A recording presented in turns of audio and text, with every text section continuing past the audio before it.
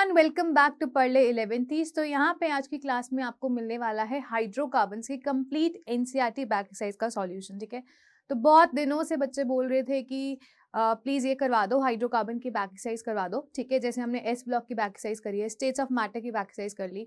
ठीक है, ये सारे चैप्टर्स की थर्मोडायनामिक्स की बैक एक्सरसाइज क्वेश्चंस कर लिए। ऐसे ही आपको हाइड्रोकार्बन की बैक एक्सरसाइज क्वेश्चंस यहाँ पे आपको डिटेल में मैं करवाने वाली हूँ। ठीक है, तो फटाफट से इसको खत्म कर देते हैं। उसके बाद एक पी ब्लॉक एलिमेंट्स वाला ग्रुप नंबर 14 रह गया है। ठीक है, उसे भी हम खत्म कर देंगे और इस तरीके से सिलेबस खत्म हो जाएगा। फिर जो जो चैप्टर्स की बैक एक्सरसाइज बची हुई है हम वो कर लेंगे। ठीक है, तो चलिए स्टार्ट करते हैं। हाइड्रोकार्बन्स की complete NCERT back exercise solution आपको यहाँ पे देने वाली हूँ। डिटेल में सारी चीजें दूंगी। बट अगर आप मुझसे पर्सनली पूछो कि किस तरीके से हाइड्रोकार्बन अगर आपने नहीं पढ़ा है और उसको फिनिश करना चाहिए, तो आप क्या करोगे? ये पर्सनल सजेशन है, आप जैसा करना चाहो वैसा कर सकते हो। बट पर्सनल सजेशन यही है कि ऑलरेडी वन शॉट वीडियो आपकी अपलोड करी हुई है हाइड्रोकार्बन्स की, पार्ट 1 और पार्ट 2 करके अपलोड करी हुई है, क्योंकि चैप्टर थोड़ा सा बड़ा है और डिटेल में भी एक्सप्लेन करा गया है। तो 2 पार्ट्स में वो आपको वीडियो मिली हुई है, तो उन वीडियोस को जरूर देख लेना। 2 से 3 घंटे की आपकी सारी वीडियो जो है वो खत्म हो जाएगा। पूरा चैप्टर 2 से 3 घंटे की लेक्चर में खत्म हो जाएगा। चाहो तो स्पीड बढ़ा के देख लो। ठीक है, उसके बाद एनसीईआरटी के क्वेश्चंस कर लेना। तो हाइड्रोकार्बन चैप्टर इस तरीके से आपका पूरा हो जाएगा। ठीक है, चलिए तो स्टार्ट करते हैं फर्स्ट क्वेश्चन से। ये आपका फर्स्ट क्वेश्चन है और पूछ रहा है कि how do you account for the formation of ethane during chlorination of a methane. तो मीथेन की जब हम क्लोरीनेशन करते हैं वो किसके प्रेजेंस में करते हैं? In the presence of a sunlight. H2O लिखा होता है, ठीक है, या सनलाइट लिखा होता है, या फिर यूवी रेडिएशन लिखा होता है। तो यहाँ पे इसकी क्लोरीनेशन करते हैं। तो क्लोरीनेशन का मतलब क्या है? हाइड्रोजन यहाँ से हटके एक Cl लग जाता है। बट आपको पता है बहुत सारे प्रोडक्ट्स मिलते हैं, साइड प्रोडक्ट्स बहुत सारे होते हैं। हो सकता है 2 हाइड्रोजन हटके 2 Cl लग जाए, हो सकता है 3 हाइड्रोजन हटके 3 Cl लग जाए, हो सकता है सारे हाइड्रोजन हटके Cl लग जाए, और ये भी हो सकता है कि आपका CH3 अपने साथ ही कंबाइन करे और CH3 का फॉर्मेशन कर दे। इथेन तक प्रोडक्ट्स आपके यहाँ पे मिलते हैं। तो क्वेश्चन में यही पूछा गया है कि यहाँ पे किस तरीके से आप एक्सप्लेन करोगे कि हम करने चले थे क्लोरीनेशन बट हमें इथेन भी मिल जाता है एक प्रोडक्ट। तो इसका जो आंसर है वो उसके मैकेनिज्म में छुपा हुआ है। आपको एक चीज याद रखनी है, जब आप सनलाइट या यूवी रेडिएशन या फिर HNO की प्रेजेंस में रिएक्शन करवाते हो तो ये कौन सा मैकेनिज्म फॉलो करता है? ये केमिकल रिएक्शन एक मैकेनिज्म को फॉलो करता है और वो मैकेनिज्म है फ्री रेडिकल मैकेनिज्म। क्या है? Free radical mechanism. तो यहाँ पे फ्री रेडिकल्स का फॉर्मेशन होता है और फ्री रेडिकल मैकेनिज्म यहाँ पे आपका बनता है। तो ये जो फ्री रेडिकल मैकेनिज्म है 3 स्टेप्स यहाँ पे होते हैं। एक होता है इनिशिएशन प्रोसेस होता है, दूसरा यहाँ पे क्या होता है? इनिशिएशन प्रोसेस होता है। आप अपनी नोटबुक में भी इस तरीके से रिप्रेजेंट कर सकते हो। एक प्रोपगेशन स्टेप होता है और आपका लास्ट स्टेप होता है टर्मिनेशन स्टेप। ठीक है, 3 मेजर स्टेप्स यहाँ पे होते हैं। ठीक है, इनिशिएशन स्टेप में तो रेडिकल का फॉर्मेशन होता है, यहाँ पे रेडिकल फॉर्म होता है। ठीक है, रेडिकल का फॉर्मेशन यहाँ पे होता है। प्रोपगेशन स्टेप में केमिकल रिएक्शंस आपकी आगे प्रोसीड करती है, या केमिकल रिएक्शंस या रेडिकल्स जो है आगे रिएक्शन को प्रोपगेट करते हैं। और टर्मिनेशन रिएक्शन में जो लेफ्ट ओवर रेडिकल्स हैं, left radicals combines back. Termination step में लेफ्ट रेडिकल्स जो हैं वो वापस से, जो बचे कुछ रेडिकल्स हैं वो वापस से कंबाइन कर जाएंगे और न्यूट्रल मॉलिक्यूल में कन्वर्ट हो जाएंगे। ये 3 स्टेप्स होते हैं फ्री रेडिकल मैकेनिज्म में। ठीक है, तो किस तरीके से यहाँ पे होता है? सबसे पहले यहाँ पे देखो इनिशिएशन स्टेप होता है। इनिशिएशन स्टेप में रेडिकल का फॉर्मेशन होता है। तो अपने पास तो 2 तरीके के ही रिएक्टेंट है ना, 2 तरीके के रिएक्टेंट है, एक CH4 और एक Cl2 है, और HNO की प्रेजेंस में रिएक्शन हो रही है। जो Cl2 में Cl का बॉन्ड है वो कंपैरेटिवली वीकर होता है। The reason behind that is chlorine के पास अपने लोन पेयर्स होते हैं और ये भी, इसके पास भी लोन पेयर्स होते हैं। तो इन दोनों में रिपल्शन होती है, तो बॉन्ड थोड़ा सा बड़ा होता है, इसको तोड़ना इजी होता है। तो सनलाइट की प्रेजेंस में या HNO की प्रेजेंस में अगर कोई वेवलेंथ इस पे फॉल करती है तो Cl2 का इनिशिएशन होता है, यहाँ पे होमोलिटिक क्लीवेज होकर Cl रेडिकल का फॉर्मेशन होता है। तो Cl बॉन्ड का होमोलिटिक क्लीवेज होता है इस तरीके से in the presence of HNO, और 2 Cl रेडिकल का फॉर्मेशन होता है। तो रेडिकल का फॉर्मेशन इनिशिएशन स्टेप में होता है। इसके बाद प्रोपगेशन स्टेप में होता है। ये जो आपका रेडिकल बना है बाकी के रिएक्टेंट्स के साथ कंबाइन करके प्रोडक्ट का फॉर्मेशन करेगा और रेडिकल्स का फॉर्मेशन करेगा। तो प्रोपगेशन स्टेप में लेटर से ये आपका मीथेन है और ये Cl रेडिकल है, ये रेडिकल जो है इसको भी रेडिकल में कन्वर्ट करना चाहेगा। तो यहाँ से इस तरीके से ये आपका ब्रेक डाउन करेगा और CH3 रेडिकल बनेगा। H रेडिकल Cl रेडिकल के साथ कंबाइन करके HCl का फॉर्मेशन करेगा। यहाँ पे CH3 रेडिकल भी बनता है ना। अब फिर क्या होता है, ये फर्स्ट स्टेप हो गया। सेकेंड स्टेप में क्या होता है, फिर CH3 रेडिकल जो है वो आपके दूसरे रिएक्टेंट, मतलब दूसरा रिएक्टेंट क्या है, Cl के साथ, Cl2 के साथ रिएक्ट करेगा। ये रेडिकल फिर से रेडिकल की फॉर्मेशन करना चाहेगा, तो CH3 रेडिकल फिर Cl रेडिकल के साथ कंबाइन कर जाता है और CH3Cl का फॉर्मेशन होता है और Cl रेडिकल बच जाता है। ऐसे ही केमिकल रिएक्शन आगे फॉरवर्ड होती रहती है। तो इस सिस्टम के अंदर कुछ मोल्स CH3 रेडिकल्स के भी होते हैं और कुछ मोल्स Cl रेडिकल्स के भी होते हैं। ये फर्दर रिएक्ट कर सकता है आपका, ये थर्ड स्टेप में ये भी हो सकता है हमारा, ठीक है। थर्ड स्टेप में ये भी हो सकता है कि आपका जो CH3Cl अब बना है ना, उसके साथ ये आपका CH3Cl इस तरीके से देख लें, ये आपका CH2, ये CH2 और ये आपका Cl। ये जो CH3Cl है अब इस Cl रेडिकल के साथ कंबाइन करेगा तो इसका फॉर्मेशन होगा और यहाँ पे CClH रेडिकल बन जाएगा और HCl बनेगा। ये फर्दर Cl2 के साथ रिएक्ट करके आपको CH2Cl2 का फॉर्मेशन कर देगा और इस तरीके से बहुत सारे मल्टीपल प्रोडक्ट्स आपके बनते रहते हैं। क्लियर हुआ? अब क्या होता है, फाइनली आपकी टर्मिनेशन स्टेप होती है। टर्मिनेशन स्टेप में जितने भी रेडिकल सिस्टम के अंदर बच गए हैं वो अपने से या दूसरों के साथ कंबाइन करके न्यूट्रल मॉलिक्यूल में कन्वर्ट हो जाते हैं। तो हमारे पास ब्रॉडली हम बोलेंगे कि CH3 रेडिकल यहाँ पे आपका बना हुआ है और Cl रेडिकल बना हुआ है। तो टर्मिनेशन स्टेप में हो सकता है ये Cl रेडिकल अपने से Cl रेडिकल के साथ कंबाइन करके Cl2 का फॉर्मेशन कर दे। हो सकता है Cl रेडिकल मिथाइल रेडिकल के साथ कंबाइन करके मिथाइल क्लोराइड और बना दे। और ये भी पॉसिबल है कि आपका जो मिथाइल रेडिकल है अपने साथ ही कंबाइन कर जाए और इथेन का फॉर्मेशन करेगा। तो इस तरीके से आप प्रॉपर मैकेनिज्म दिखा के बता सकते हो कि इथेन का फॉर्मेशन क्यों होता है, क्योंकि टर्मिनेशन स्टेप में मिथाइल रेडिकल अगर अपने ही मिथाइल रेडिकल के साथ कंबाइन कर जाता है तो इथेन का फॉर्मेशन हो सकता है। ठीक है, तो ये आपका फ्री रेडिकल मैकेनिज्म है पूरा, इस तरीके से आपको अपनी कॉपी के अंदर दिखाना भी है। I hope it's very clear. ये आपकी HNO सनलाइट या फिर यूवी रेडिएशन के प्रेजेंस में होता है। चले आगे, चलिए अब करते हैं सेकंड क्वेश्चन। अब IUPAC नॉमेनक्लेचर के ऊपर ये क्वेश्चंस हैं, 2 पार्ट्स, मतलब आपके कितने G पार्ट्स तक है, तो सारी चीजें हम यहाँ पे कर लेते हैं एक एक करके। तो फटाफट से इसका IUPAC नॉमेनक्लेचर करते हैं फर्स्ट पार्ट का, which is CH3CH double bond. अब इसको आपको ना खोल के लिखना आना चाहिए। इसके साथ 2 CH3 है, हर एक कार्बन का देख लेना 4 बॉन्ड कंप्लीटेड है या नहीं है, 1 2 3 4, ठीक है, 1 2 3 4 सबके 4 बॉन्ड जो है यहाँ पे कंप्लीटेड है। अब आपको लॉन्गेस्ट चेन ढूंढनी होती है। लॉन्गेस्ट चेन अगर आप ढूंढोगे तो कंटिन्यूस लॉन्गेस्ट चेन कौन सी मिल सकती है, ये वाली भी मिल सकती है। ऐसे जा सकते हो, है ना, इस तरीके से जा सकते हो, ये वाली चेन मिल सकती है। जाने को तो इस तरीके से भी जा सकते हो, तो कैसे भी चले जाओ। ये लेट अस से कि आपकी लॉन्गेस्ट चेन है कितने कार्बन्स की, 4 कार्बन्स की लॉन्गेस्ट चेन है।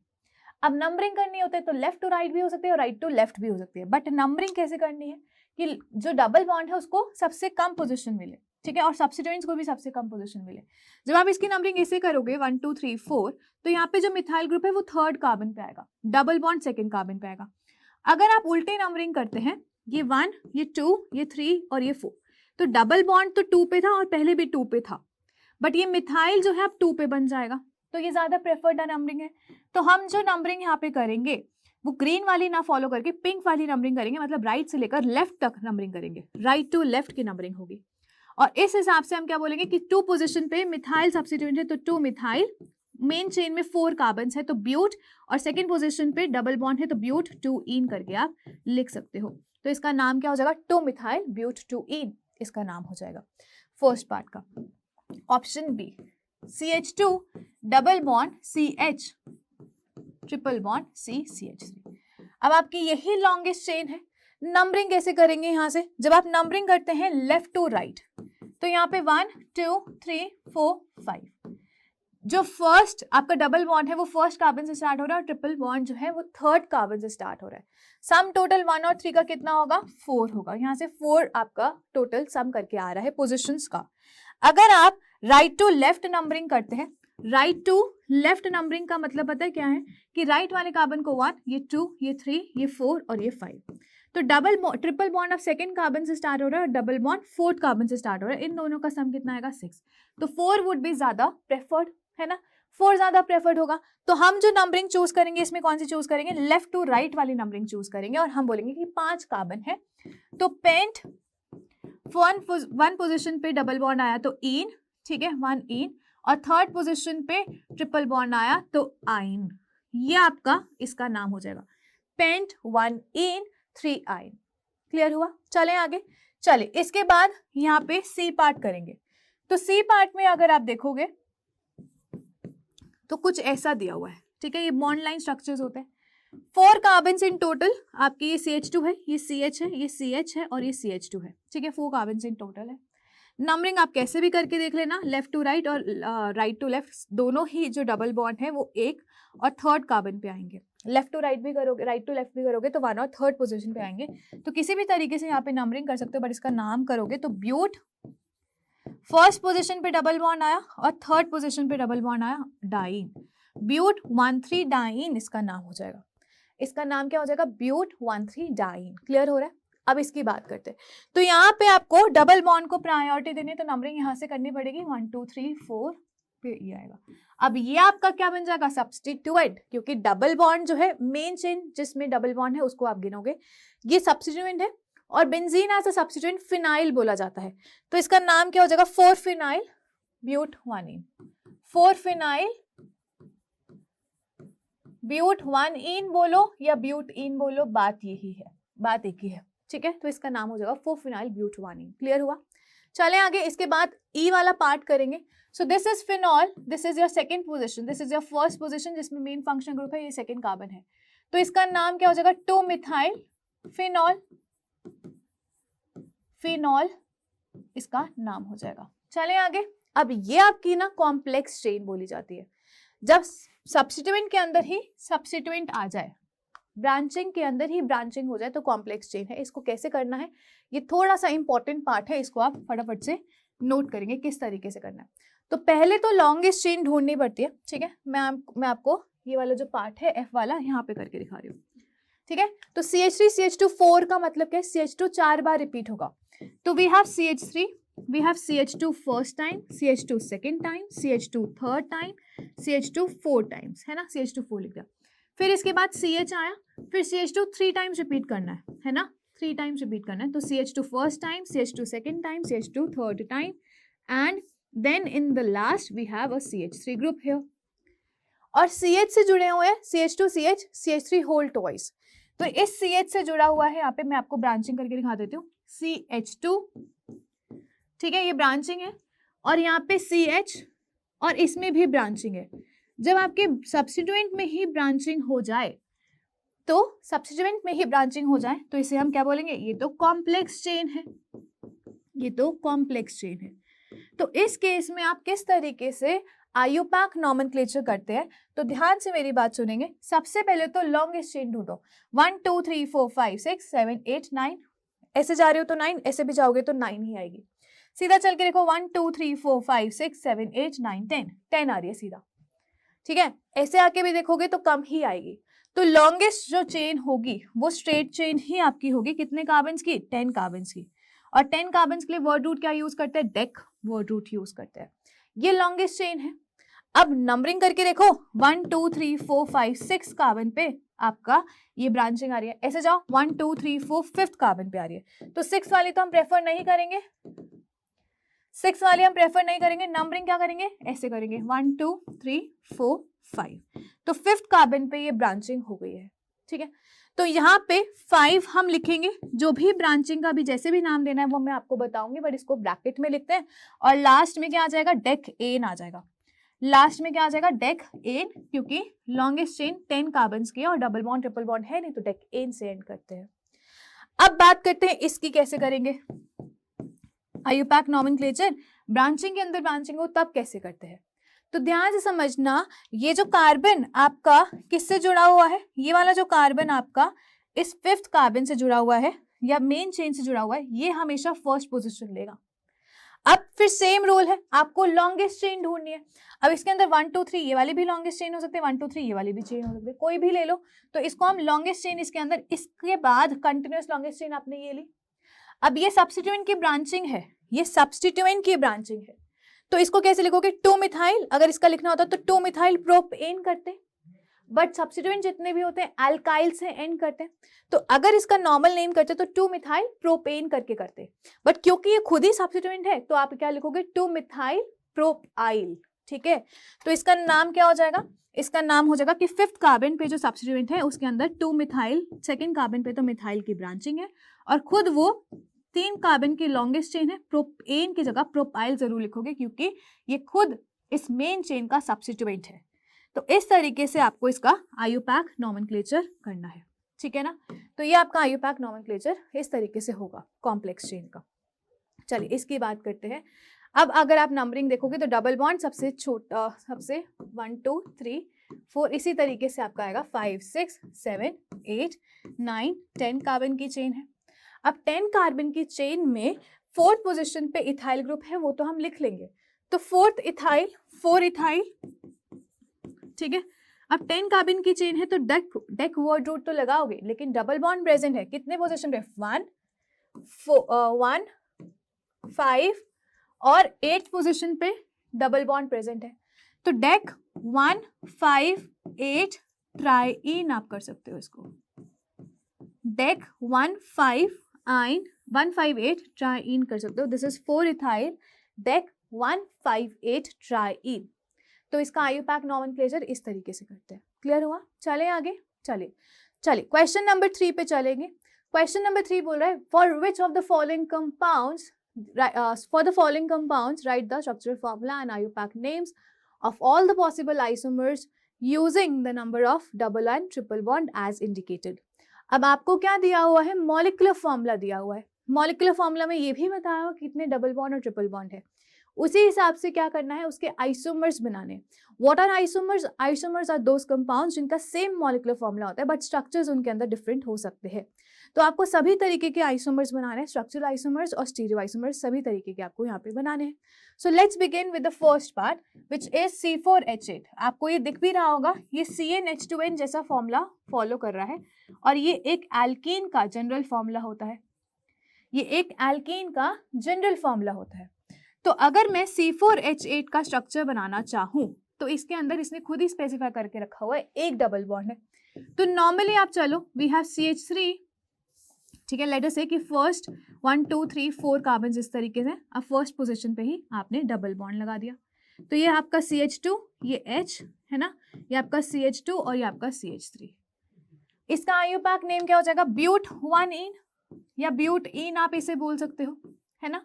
एक तो ये हो सकता है स्ट्रक्चर, दूसरा स्ट्रक्चर डबल बॉन्ड इधर बीच में आ सकता है, सेकेंड और थर्ड कार्बन के बीच में आ सकता है। तो we have CH3 CH double bond CH CH3, 4 main chain आपकी है और डबल बॉन्ड यहाँ से आ सकता है। बट इसके अंदर भी आपको पता है हम इसको फर्दर 2 पार्ट्स में डिवाइड कर सकते हैं एज अ सिस ब्यूट-2-इन कंपाउंड, या फिर आपका ये ट्रांस में भी कन्वर्ट हो सकता है। तो ये दोनों गिनोगे आप, सिस वाला भी गिनोगे और ट्रांस वाला भी गिनोगे, क्योंकि है तो ये आइसोमर्स ही ना, same molecular formula but different structure. तो एक कंपाउंड ये हो गया। अब सेकंड वाले को आपने 2A और ये 2B हो जाएगा, मतलब टोटल 3 कंपाउंड्स हो गए। इसको ये भी गिनोगे और ये भी गिनोगे तो 1 2 3 कंपाउंड्स हो गए।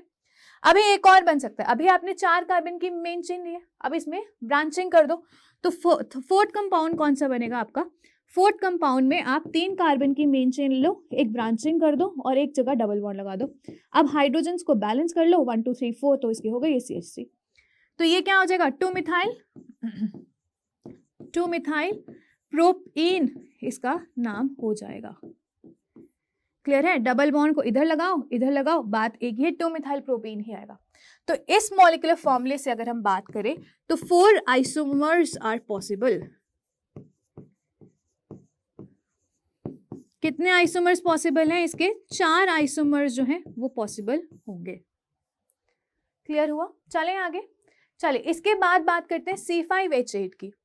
तो C5H8 में उसने खुद ही बोल रखा है कि क्या है 1 ट्रिपल बॉन्ड। अगर नहीं भी बोल रखा होगा तो आपको पता होना चाहिए CnH2n -2 फॉलो कर रहा है।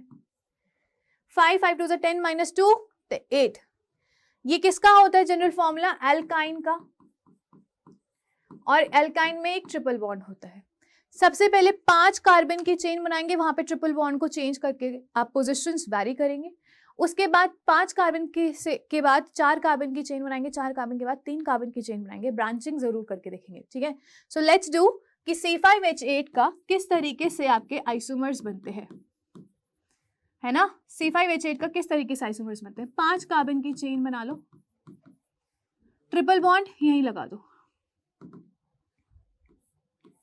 यहाँ पे एक हाइड्रोजन, यहाँ पे इसकी ऑलरेडी 4 वैलेंसीज हो गई हैं पूरी। इसके पास 2 हाइड्रोजन इस तरीके से, 2 हाइड्रोजन इस तरीके से, और ये CH3।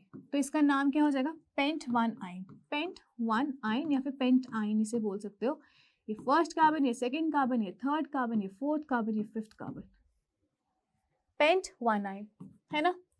आप सेकेंड कार्बन पे भी लेके जा सकते हो। ये CH3C ट्रिपल बॉन्ड,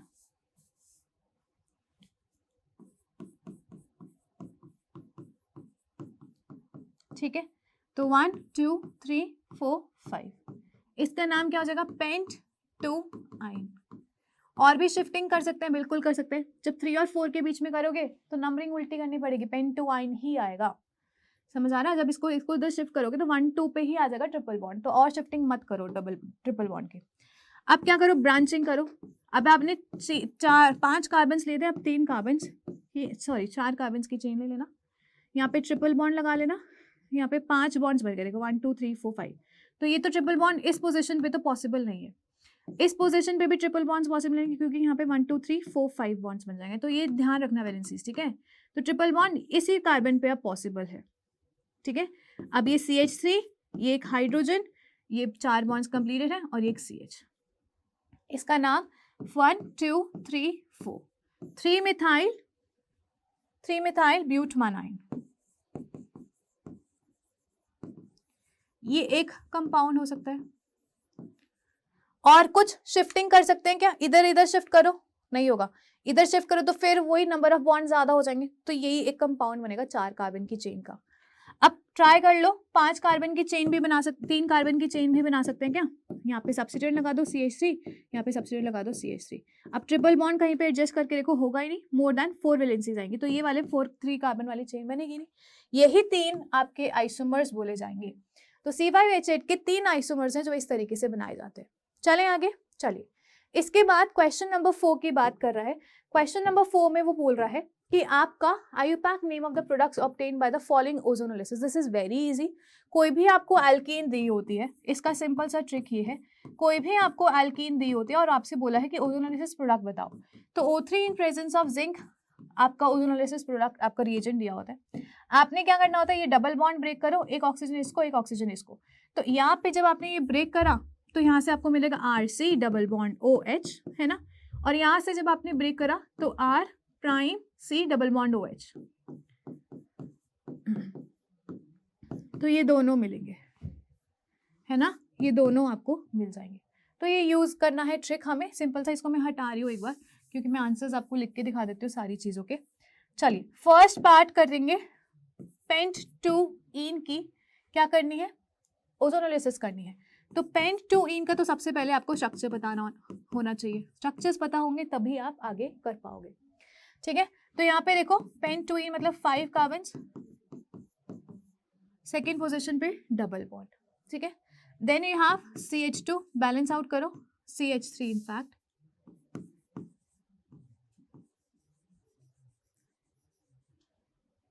यहाँ पे एक हाइड्रोजन, यहाँ पे भी एक हाइड्रोजन, यहाँ पे 2 हाइड्रोजन और यहाँ पे 3 हाइड्रोजन, इस तरीके से।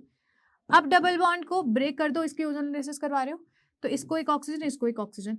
तो जब आपने ब्रेक करा, यहाँ से आपको CH3C डबल बॉन्ड O और ये H आपको मिलेगा, plus CH3 CH2 CH double bond O, CH3 CH2 C double bond OH। ये आपको 2 कंपाउंड्स मिलने वाले हैं ओजोनोलिसिस करने के बाद। Ethanol and propanol pent 2 ene के ओजोनोलिसिस करने के बाद मिलेंगे। Option B. 3,4 डाइमिथाइल हेप 3ईन। जब स्ट्रक्चर्स आएंगे तभी आप ओजोनोलिसिस कर सकते हो क्वेश्चंस, और बहुत सारे क्वेश्चंस ओजोनोलिसिस के ऊपर आपके पूछे गए एनसीईआरटी की बुक में, ठीक है, तो वो इंपॉर्टेंट है। हेप 3ईन 1 2 3 4 5 7 है ना, ओके। हेप्ट 3ईन थर्ड पोजीशन पे डबल बॉन्ड लगाओ, थर्ड पोजीशन पे एक मिथाइल दो और फोर्थ पोजीशन पे भी एक मिथाइल दो। बैलेंस आउट करो हाइड्रोजन, CH2 इसके तो हो गए हैं, इसके भी हो गए, ये CH2 ये CH2, हर एक कार्बन के पास 4 बॉन्ड्स होने चाहिए इस तरीके से CH3। जब आप इसकी ओजोनोलिसिस करोगे तो क्या करना है, बस ये डबल बॉन्ड ब्रेक करना है, एक ऑक्सीजन इसको, एक डबल बॉन्ड, एक ऑक्सीजन इसको, एक और ये 2 मॉलिक्यूल्स बन जाएंगे, ठीक है। तो यहाँ से क्या बनेगा, CH3 कीटोन बनेगा, CH2 C double bond O CH3, एक तो ये मिलेगा, प्लस इसका देखो C डबल बॉन्ड O, यहाँ पे CH3 ऊपर, फिर ये CH2 CH2 CH3 CH2 CH2 CH3, ये मिलने वाला है। तो ये 2 प्रोडक्ट्स मिल जाएंगे, क्लियर है, ये 2 प्रोडक्ट्स आपको मिल जाएंगे। इसके बाद 2 इथाइल ब्यूटमानीन का ओजोनोलिसिस करना है। 2 इथाइल ब्यूटमानीन को किस तरीके से लिखेंगे, सी पार्ट इस 2 इथाइल ब्यूटमानीन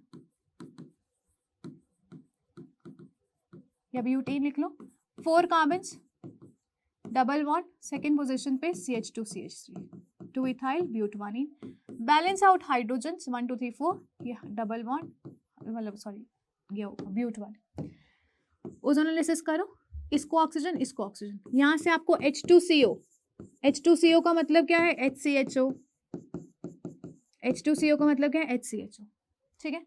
और यहाँ से आपको क्या मिलेगा, देखो यहाँ से क्या मिलेगा, CH3 CH2 C double bond O CH2 CH3, CH3 CH2 C double bond O CH2 CH3,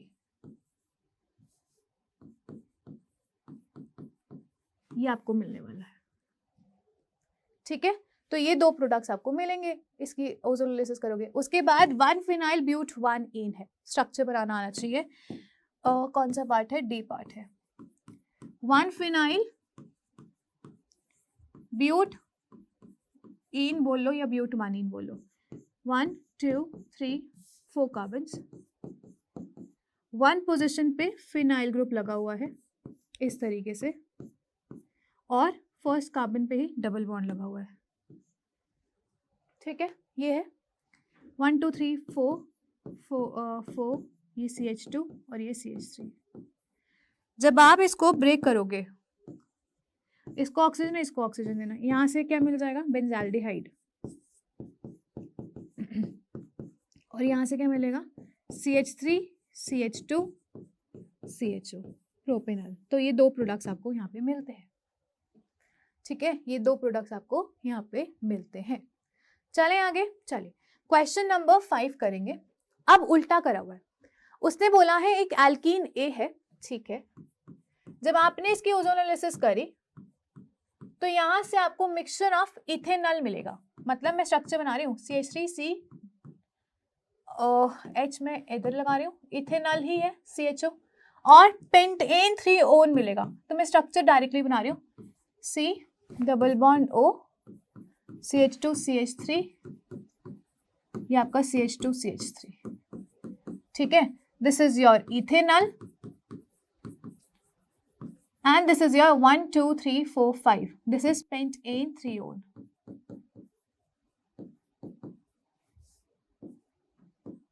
है ना, ये दोनों चीजें उसने बोले कि मिलेगी। अब आपको बताना है कि ये कौन सी एल्कीन है जिससे आपको ये मिला है। इसका सिंपल सा ट्रिक ये है, जब हम ओजोनोलिसिस कर रहे थे तो डबल बॉन्ड को ब्रेक करके ऑक्सीजन दे रहे थे, जब हमें एल्कीन वापस से बना रही है तो डबल बॉन्ड को जोड़ के दो कंपाउंड्स में से डबल बॉन्ड ऑक्सीजन को हटा के दोनों को डबल बॉन्ड से जोड़ दो।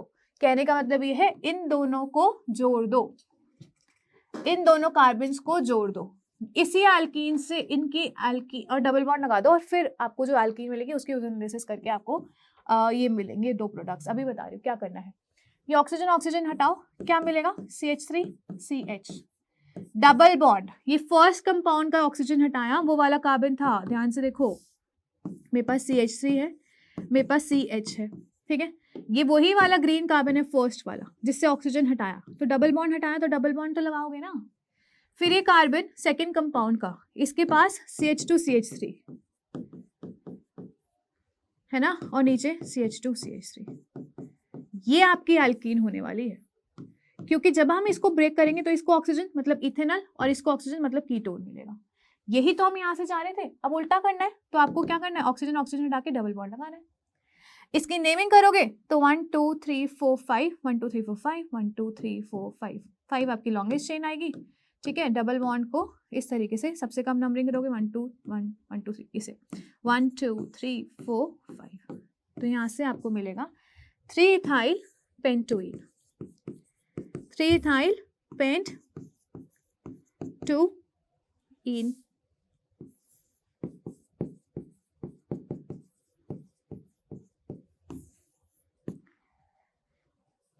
ठीक है, इस तरीके से आपको याद रखना है।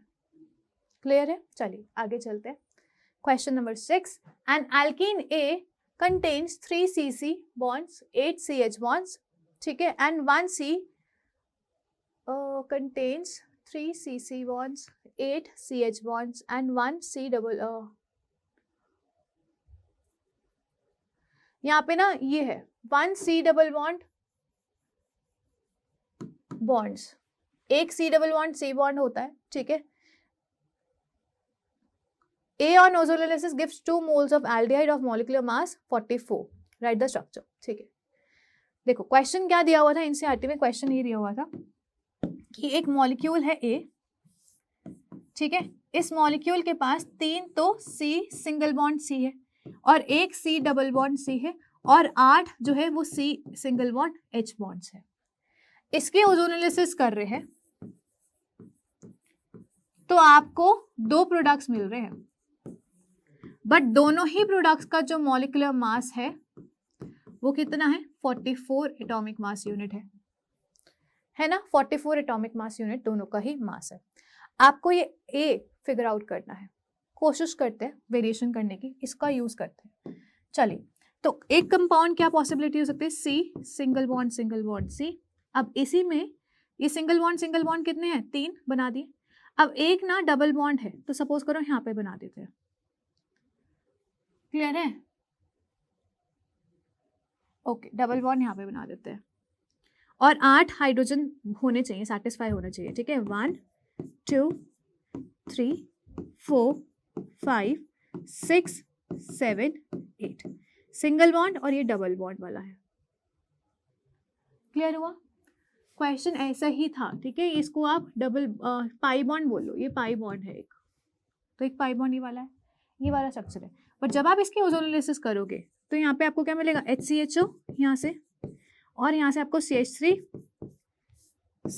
CH2 CHO मिलेगा। क्या दोनों का मॉलिक्यूलर मास सेम हो सकता है? बिल्कुल नहीं, तो ये वाली एल्कीन नहीं होगी। ओके, डबल बॉन्ड को शिफ्ट अगर हम कर रहे हैं तो अपने पास ये वाला स्ट्रक्चर हो सकता है, ये डबल बॉन्ड यहाँ पे हो सकता है। अब यहाँ पे 3 बॉन्ड्स मुझे बनाने हैं हाइड्रोजन के साथ। ठीक है, ये डबल बॉन्ड हो गया, तो एक बॉन्ड हाइड्रोजन के साथ, एक बॉन्ड हाइड्रोजन के साथ, और ये 3 बॉन्ड्स इस तरीके से, 6 7 8 बॉन्ड्स हो गए कार्बन और हाइड्रोजन के। जब आप इसकी ओजोनोलिसिस करोगे तो इसको हटाओ, इसको ऑक्सीजन और इसको ऑक्सीजन दो, यहाँ से क्या मिलेगा, CH3 CHO, और यहाँ से भी क्या मिलेगा, CH3 CHO। तो दोनों सेम कंपाउंड्स हैं, दोनों का मॉलिक्यूलर फॉर्मूला भी सेम होगा, करके देख लो। C2H4O ही तो है, 2 × 12 + 4 × +16, यही तो होता है मॉलिक्यूलर मासेस। 24 + 16 कितना हुआ, ये 10 40 और ये 4 ऐड करो, 44 हो गया, ये वाला कंपाउंड है। तो आपकी जो A एल्कीन होगी वो ये वाली होगी। यहाँ से आपको 2 यूनिट्स मिल रही हैं और दोनों यूनिट्स जो हैं वो सेम मॉलिक्यूलर मास की होगी, 2 यूनिट CH3 CHO वाली है। क्लियर हुआ? सो दिस इज इंपॉर्टेंट क्वेश्चन। इसके बाद क्वेश्चन नंबर 7 की बात करते हैं। Propanol and pentane 3 in 3ene are the ozonolysis product of an alkene. What is the structure formula? Again आप देख रहे हो ओजोनोलिसिस से कितने सारे क्वेश्चंस को पूछा जा रहा है, ठीक है। चलिए सिंपल सी चीज है, आपको बोल रखा है एक ओजोनोलिसिस हुई है तो प्रोपेनॉल मतलब CH3 CH2 C double bond O H, इस तरीके से लिख लो। और दूसरा क्या है, पेंटेन 3ene, पेंटेन 3-on होना चाहिए क्योंकि कीटोन मिलता है आपको, 3-on होना चाहिए एक्चुअली में, ONE इसमें ना वो है स्पेलिंग मिस्टेक हो गई है, इसको O कर लेना, ये एक्चुअली में O है, ठीक है। तो बनाओ पेंटेन 3-on। अच्छा ये वैसा ही तो क्वेश्चन है जो हमने अभी करा है, ये वही वाला तो पार्ट है, तो रिपीट हो गया ये वाला। तो एल्केन क्या होगा, इसको हटा दो, इन दोनों को कंबाइन कर दो डबल बॉन्ड से, बस यही आपका एल्कीन है। तो कौन सी एल्कीन होगी, ये वाली,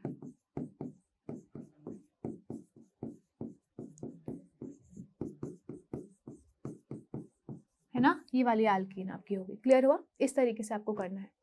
चलें आगे, आगे चलते हैं।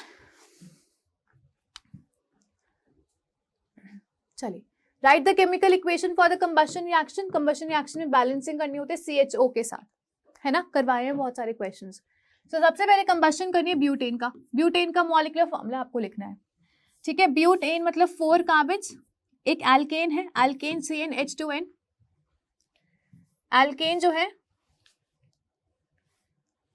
CnH2n + 2 को फॉलो करते हैं। ब्यूट मतलब 4 कार्बन्स होंगे तो C4H10 ब्यूटेन है, ठीक है, C4H10 ब्यूटेन है। अब आपको क्या करना है, कंबशन मतलब एक्सेस ऑफ ऑक्सीजन के साथ आप कंबाइन करते हैं, तो आपको पता होना चाहिए जो कार्बन है वो कार्बन डाइऑक्साइड में कन्वर्ट हो जाता है और वाटर हाइड्रोजन जो है वो वाटर में चला जाता है, यही होता है ना। अब आपको बैलेंसिंग करनी, तो पहले आपको मैंने बताया पहले कार्बन की बैलेंसिंग करो, यहाँ पे 4 कार्बन है तो 4, फिर हाइड्रोजन की बैलेंसिंग करो, 10 है, तो इसको 10 कैसे बनाएंगे, जब हम यहाँ पे 5 लगा देंगे तो 10 बन जाएगा, ये है ना, 10 बन जाएगा। अब ऑक्सीजन की बैलेंसिंग करो, अब प्रोडक्ट में देखो 4 2 8 ऑक्सीजन इससे आएंगे प्लस 5 ऑक्सीजन इससे आएंगे, तो इन टोटल कितने ऑक्सीजन हो जाएंगे, ये ऑक्सीजन है 30, मतलब वो मत मान लेना 0, ठीक है, 13 ऑक्सीजन है, तो इसको 13 कैसे बना सकते हैं, 13/2 करके इसको 13 बना सकते हैं, तो ये बैलेंस्ड कंबशन रिएक्शन हो जाएगी। सेकेंड पार्ट, पेंटेन की क्या करनी है, कंबशन करना है। पेंटेन एक एल्कीन है तो CnH2n फॉलो करेगा, पेंट का मतलब 5 कार्बन लेना है, C5H10 मॉलिक्यूलर फॉर्मूला है। ऑक्सीजन के साथ आप रिएक्ट करवाते हो और यहाँ पे कार्बन डाइऑक्साइड और वाटर का फॉर्मेशन होता है, ठीक है।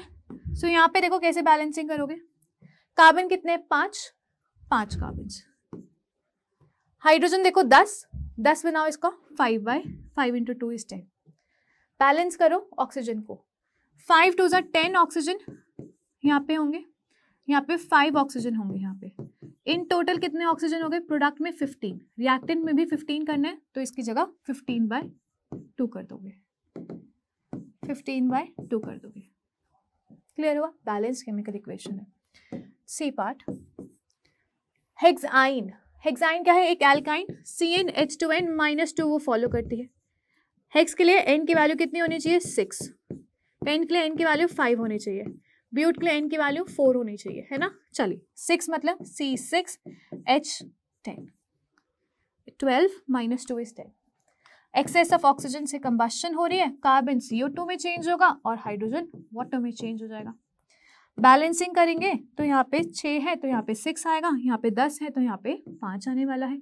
अब देखो 12 ऑक्सीजन यहाँ से है और 5 ऑक्सीजन यहाँ से है, = 17 ऑक्सीजन, तो यहाँ पे आपका 17/2 आ जाएगा, बस इतना ही करना होता है, 17/2 आ जाएगा, ठीक है। तो ये सारी कंबशन रिएक्शंस हो गई। अभी एक और बचा हुआ है, टॉलुइन का करना है। चलो fourth part, D part, toluene का स्ट्रक्चर बनाओ, कुछ इस तरीके से होता है। मॉलिक्यूलर फॉर्मूला लिख लेना, कितने कार्बन हो गए, 6 तो यही है, तो 7 कार्बन, हाइड्रोजन कितने हो गए, 3 ये वाले हैं और 5 इसमें है, 3 और 5 8 हाइड्रोजन, ठीक है। इस इधर तो कोई हाइड्रोजन नहीं है, यहाँ पे एक हाइड्रोजन, दूसरा हाइड्रोजन, तीसरा हाइड्रोजन, फोर्थ, 5th और 6, 7, 8 हाइड्रोजन। तो मॉलिक्यूलर फॉर्मूला टोलुइन का क्या है? C7H8। C7H8 का कंप्लीट ऑक्सीडेशन करो।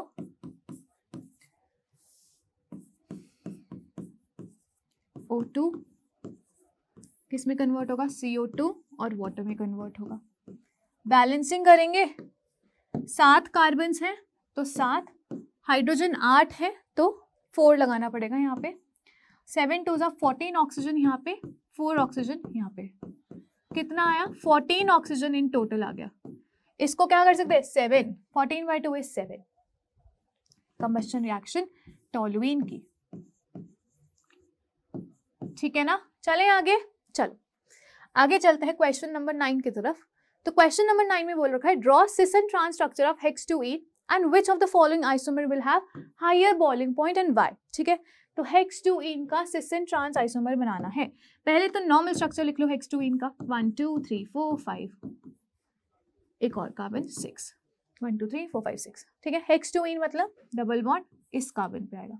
बैलेंस आउट करो, CH3, यहाँ पे एक हाइड्रोजन, यहाँ पे एक हाइड्रोजन, यहाँ पे CH2, ये आपका CH2 और ये आपका CH3। अब इससे बनाना है सिस एंड ट्रांस आइसोमर। ठीक है, तो डबल बॉन्ड वाले कार्बन को आपको बीच में रखना है। C डबल बॉन्ड C हो गया। अब इधर एक CH3 और ये H, तो हो सकता है CH3 इधर ले लो, H को नीचे ले लो। अब इसके पास भी एक H और एक पूरा ग्रुप है, तो अगर H को सेम साइड पे रखा तो ये सिस आइसोमर हो जाएगा, है ना। जब आपने H को सेम साइड पे रखा तो ये सिस आइसोमर हो जाएगा।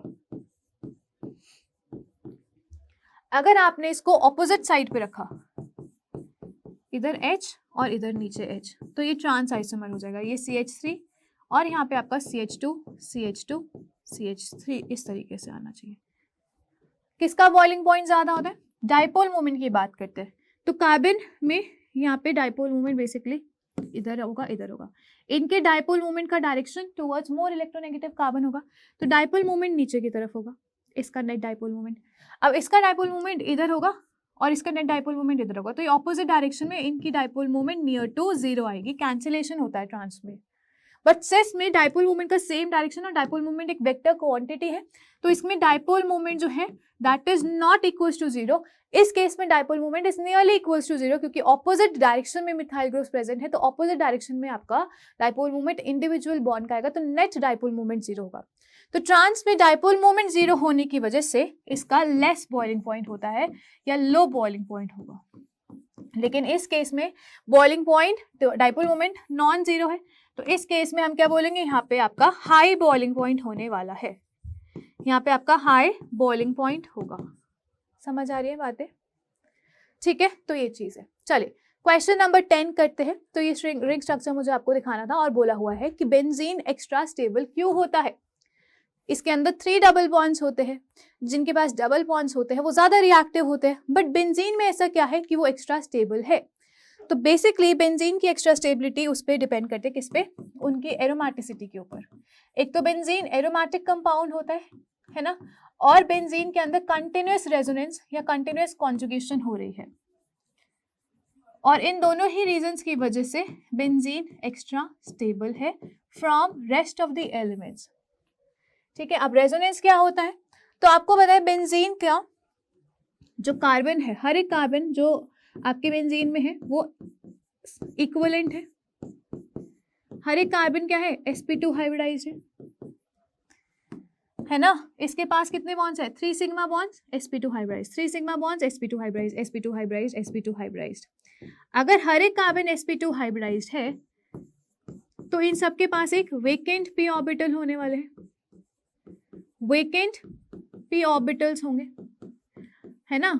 अब sp2 हाइब्रिडाइज्ड वाले से तो सिग्मा फ्रेमवर्क बन गया, बट जो वेकेंट p ऑर्बिटल्स होंगे वो इनके परपेंडिकुलर इस तरीके से, एक वेकेंट p ऑर्बिटल इसका, एक वेकेंट p ऑर्बिटल इसका, एक वेकेंट p ऑर्बिटल इसका, इसका और एक इसका वेकेंट p ऑर्बिटल।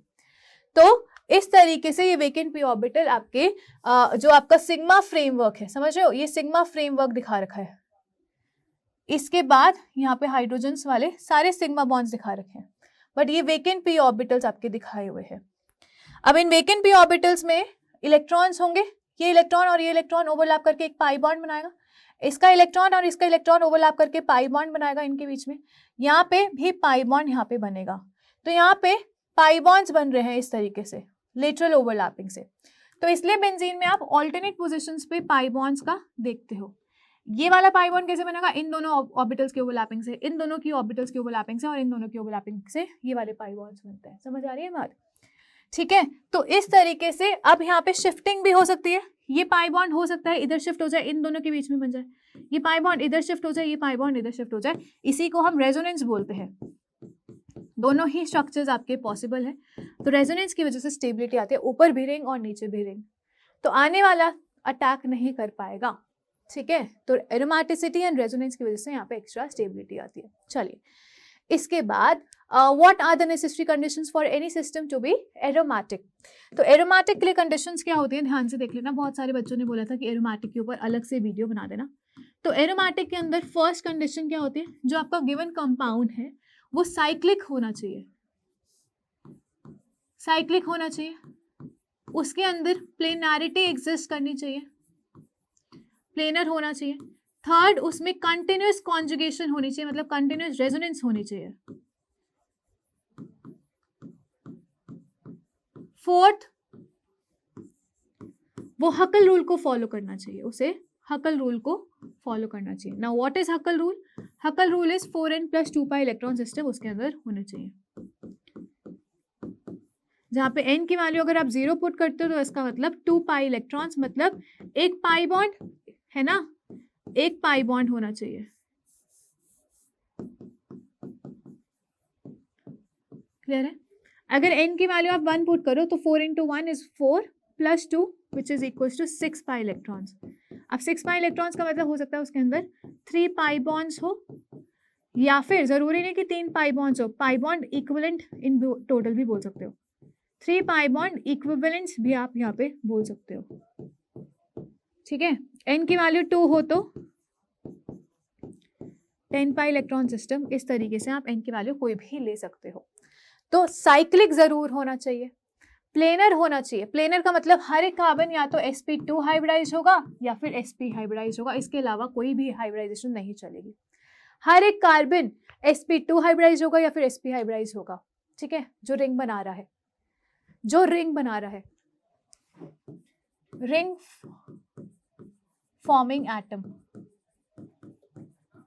उसकी बात कर रहे हैं सिर्फ, वो sp2 या फिर sp हाइब्रिडाइज होगा और इसमें रेजोनेंस होना चाहिए। ठीक है, फॉर एग्जाम्पल बेंजीन की बात करते हैं। हमें बताइए एक एरोमेटिक सिस्टम है, तो रिंग बनाने वाले कार्बन के हाइब्रिडाइजेशन निकालोगे तो इनके पास 3 सिग्मा बॉन्ड्स है, sp2 हाइब्रिडाइजेशन है। ठीक है, अगर कार्बन के पास 4 सिग्मा बॉन्ड्स होते हैं तो उसकी हाइब्रिडाइजेशन sp3 होती है। अगर कार्बन के पास 3 सिग्मा बॉन्ड्स होते हैं तो उसकी हाइब्रिडाइजेशन sp2 होती है। अगर कार्बन के पास 2 सिग्मा बॉन्ड होते हैं तो उसकी हाइब्रिडाइजेशन sp होती है। सबके पास 3 सिग्मा बॉन्ड्स है। कैसे? ये फर्स्ट सिग्मा बॉन्ड, ये सेकंड सिग्मा बॉन्ड, ये थर्ड सिग्मा बॉन्ड, ये तो पाई बॉन्ड हो जाएगा फोर्थ वाला। हाइब्रिडाइजेशन इन सबकी sp2 है। ये सिस्टम क्या है? साइक्लिक है ना। Every carbon is sp2 hybridize, implies पूरा जो सिस्टम है वो प्लेनर है। इसके अंदर कॉन्जुगेशन है ना, कंटिन्यूअस कॉन्जुगेशन है। ठीक है, उसके बाद यहाँ पे हकल रूल को फॉलो कर रहा है। कितने पाई बॉन्ड्स है? 1 2 3 पाई बॉन्ड्स। 3 पाई बॉन्ड्स का मतलब हर एक bond is made up of 2 electrons, तो 3 पाई बॉन्ड्स का मतलब 3 2 = 6 पाई इलेक्ट्रॉन्स इसके अंदर है। अब 6 पाई इलेक्ट्रॉन्स का मतलब ये हकल रूल को फॉलो कर रहा है, 4n + 2 पाई इलेक्ट्रॉन। ठीक है, इसके पास है, जहाँ पे n की वैल्यू क्या पुट करनी है? 1 पुट करनी है ना। 6 पाई इलेक्ट्रॉन इसके पास होंगे। तो ये बेंजीन क्या है? एक एरोमेटिक सिस्टम है। यही 4 कंडीशंस होनी चाहिए, इनमें से एक भी खारिज हुई, मतलब एक भी फॉलो नहीं हुई तो वो एरोमेटिक नहीं होगा। इसके बाद आपसे पूछा हुआ है कि ये इनमें से सिस्टम्स जो है ये सारे नॉन एरोमेटिक है। नॉन एरोमेटिक होने का रीजन पूछा हुआ है। नॉन एरोमेटिक सिस्टम्स क्या होते हैं? नॉन प्लेनर होते हैं। नॉन एरोमेटिक सिस्टम्स क्या होते हैं? नॉन प्लेनर सिस्टम्स होते हैं। नॉन प्लेनर का मतलब जो रिंग बना रहा है उसमें से एक कार्बन, एटलीस्ट एक कार्बन sp3 हाइब्रिडाइज निकल जाएगा, तो हम क्या बोलेंगे? वो नॉन प्लेनर सिस्टम होंगे। फर्स्ट कंपाउंड को देखते हैं। फर्स्ट कंपाउंड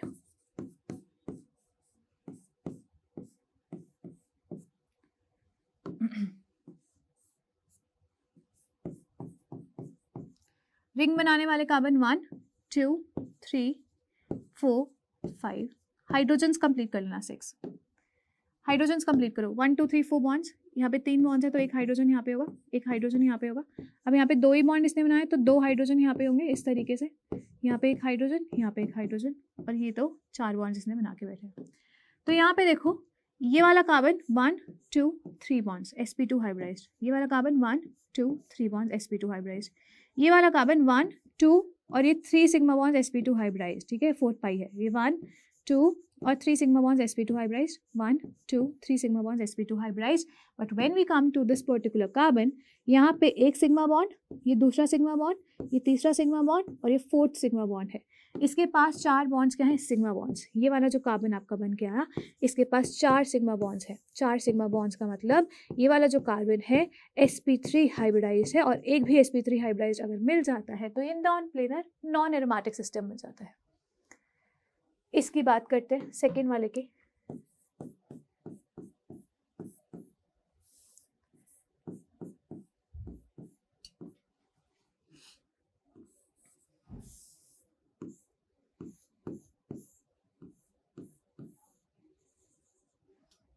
हाइड्रोजन्स कंप्लीट करिए, 1 2 3 बॉन्ड्स है तो 4th हाइड्रोजन, ये तीनों सिग्मा बॉन्ड्स है, 1 2 3 ये 4th सिग्मा बॉन्ड है, 3 सिग्मा बॉन्ड्स, 4 बॉन्ड्स, ये 3 सिग्मा बॉन्ड्स इसके ये रहे। इसके भी देखो 1 2 3 बॉन्ड्स है तो 4th हाइड्रोजन होगा, 3 सिग्मा बॉन्ड्स इसके पास है, बाकी पाई बॉन्ड है। बट जब आप इस कार्बन को देखोगे इसके पास 2 ही बॉन्ड्स है तो 2 क्या होने चाहिए, हाइड्रोजन। अब इसके पास कितने बॉन्ड्स हो गए टोटल, 1 सिग्मा बॉन्ड, दूसरा सिग्मा बॉन्ड, तीसरा सिग्मा बॉन्ड और 4th वाले सिग्मा बॉन्ड, तो इसके पास क्या होंगे 4 सिग्मा बॉन्ड्स। 4 सिग्मा बॉन्ड्स मतलब ये हाइब्रिडाइजेशन क्या है, sp3 हाइब्रिडाइजेशन है, sp3 हाइब्रिडाइजेशन है। तो जहां पे sp3 हाइब्रिडाइजेशन हो जाती है ये इसी की वजह से नॉन प्लेनर बनता है, और नॉन प्लेनर मतलब नॉन एरोमेटिक सिस्टम है। And the most important part is the third part, which is your this particular system. अगर आप इसमें देखोगे तो यहाँ पे एक भी कार्बन आपको sp2 हाइब्रिडाइज्ड आपको sp3 हाइब्रिडाइज्ड नहीं मिलेगा, ठीक है। कैसे, अगर देखो 1 2 3 इसके पास एक हाइड्रोजन, इसके पास भी, इन सबके पास एक एक हाइड्रोजन है, तो 1 2 3 sigma bond, 1 2 3 sigma bond hydrogen के साथ, 1 2 3 सिग्मा बॉन्ड हाइड्रोजन के साथ, 3 हाइड्रोजन, इस तरीके से सबके ही आपको प्लेनारिटी दिख होगी। सब जिसके पास पाई बॉन्ड होता है वो कार्बन sp2 हाइब्रिडाइज्ड होता है, जिसके पास पाई बॉन्ड नहीं होता वो sp3 हाइब्रिडाइज्ड होता है। समझ आ गई बात। तो यहाँ पे हर एक कार्बन का अगर आप देख रहे हो सबके पास पाई बॉन्ड्स हैं, सबके पास पाई बॉन्ड्स हैं। तो ये तो सारा कार्बन sp2 हाइब्रिडाइज्ड है, साइक्लिक भी है, कॉन्जुगेशन भी है। इसने नॉन प्लेनारिटी, इसने एरोमेटिक या एंटी एरोमेटिक नहीं पूछा, इसने बोला ये नॉन एरोमेटिक है।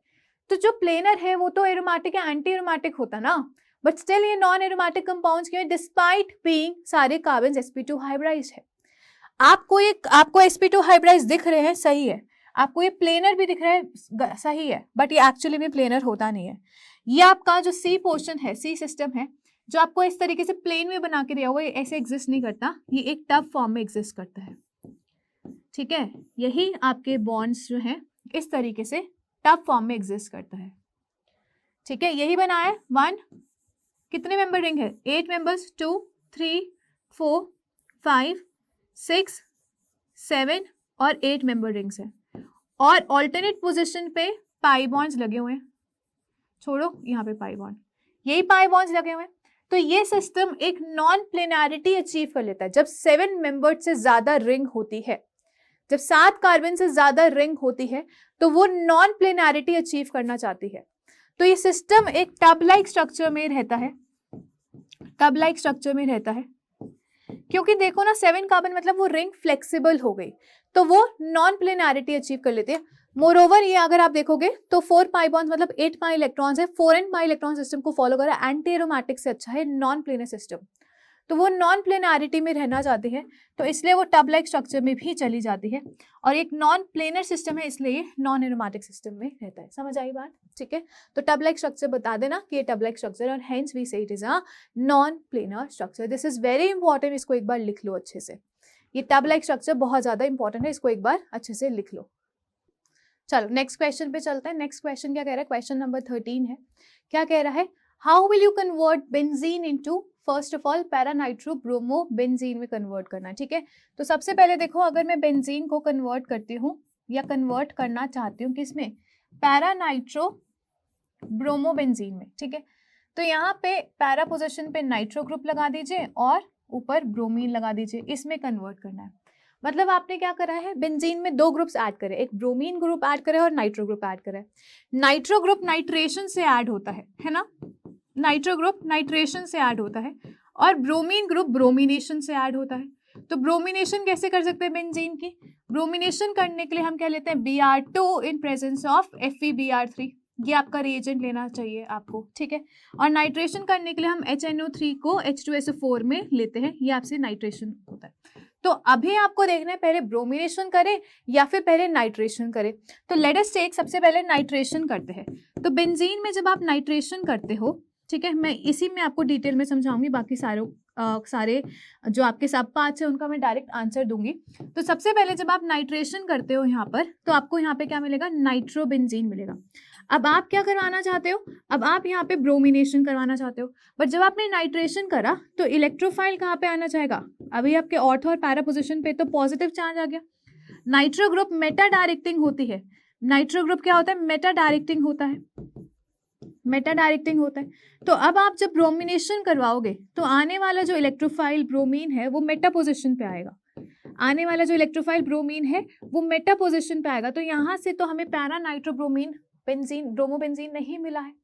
इस तरीके से आप नहीं चल सकते, पहले आप नाइट्रेशन नहीं, पहले आप ब्रोमिनेशन करवाओगे, ठीक है। तो यहाँ पे फर्स्ट स्टेप में आप क्या करवाओगे, ये आपको बनाना है, इसका आंसर ये वाला है।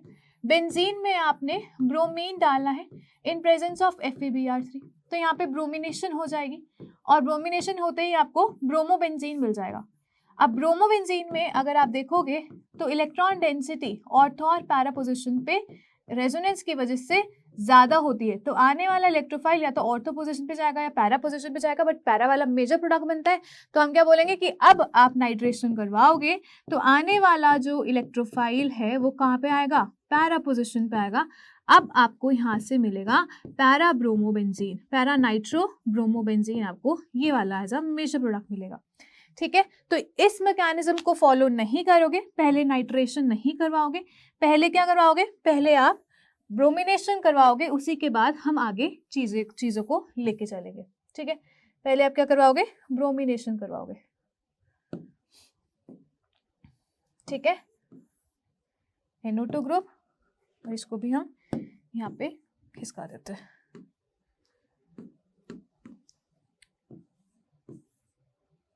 एक सेकेंड रुको,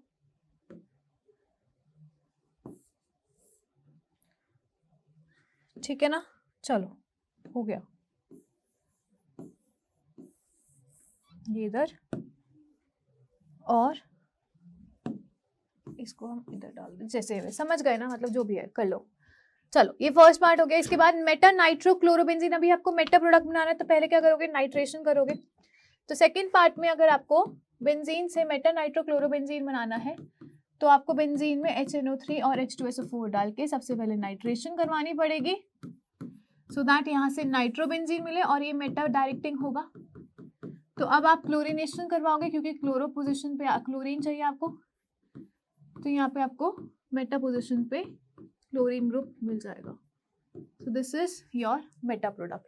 तो यहाँ से मेटा नाइट्रो क्लोरोबेंजीन कैसे मिलेगा, पहले आपको नाइट्रेशन करवाने क्योंकि वो मेटा डायरेक्टिंग होता है, तो फिर आप उसके बाद क्लोरिनेशन करवाओगे।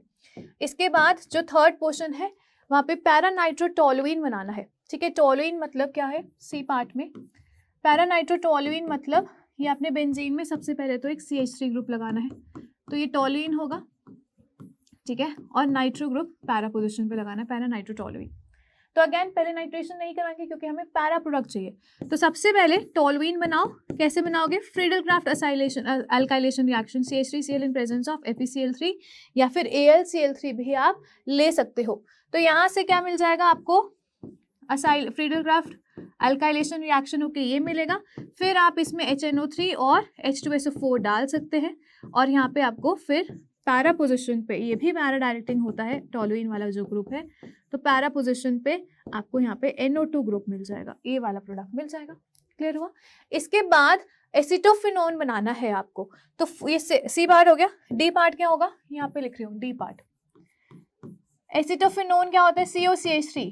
तो बेंजीन में आपने क्या करना है, acylation reaction CH3COCl in presence of AlCl3, तो यहाँ से आपको CH3CO पॉजिटिव आयन जनरेट होगा और यहाँ पे COCH3 इस तरीके से एड ऑन होके एसिटोफिनोन बन जाएगा।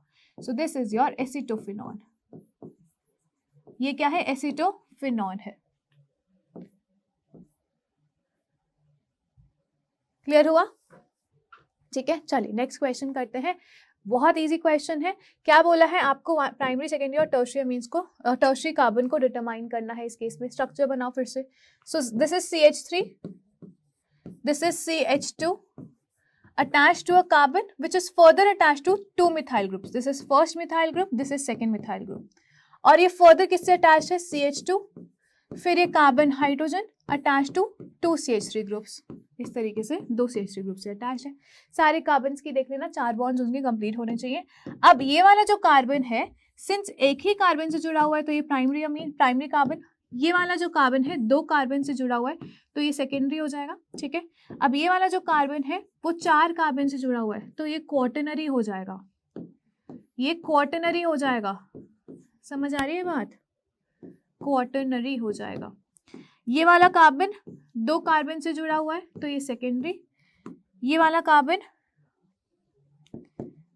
1 सेकेंड 1 2 3 कार्बन से जुड़ा हुआ है तो ये टर्शियरी, और ये वाला जो कार्बन है ये 1 से जुड़ा हुआ है तो ये प्राइमरी, ये वाला कार्बन भी 1 से ही जुड़ा हुआ है तो ये प्राइमरी। ठीक है, तो ये सारे इस तरीके से आपको देखने हैं। और इन पे कितने कितने हाइड्रोजन अटैच है, इस पे 3 हाइड्रोजन अटैच है, 3 हाइड्रोजन अटैच है, तो प्राइमरी वाले पे 3 हाइड्रोजन अटैच है। सेकेंडरी वाले पे अगर आप देखोगे तो 2 हाइड्रोजन अटैच है ना, और ये भी तो प्राइमरी है, ये वाले हमारे रह गए, ये भी 1 डिग्री, सारे ही लिख लेना 1 डिग्री।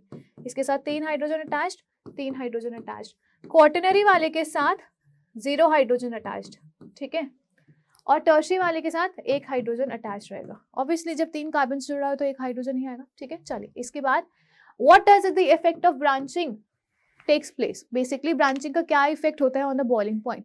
तो आपको पता है जब हम बात करते हैं ब्यूटेन की, एन ब्यूटेन की, so we have CH3 CH2 CH2, ये एक स्ट्रेट चेन है, यहीं पे इसका आइसोमर बनाएंगे तो 2 मिथाइल प्रोपेन बनेगा।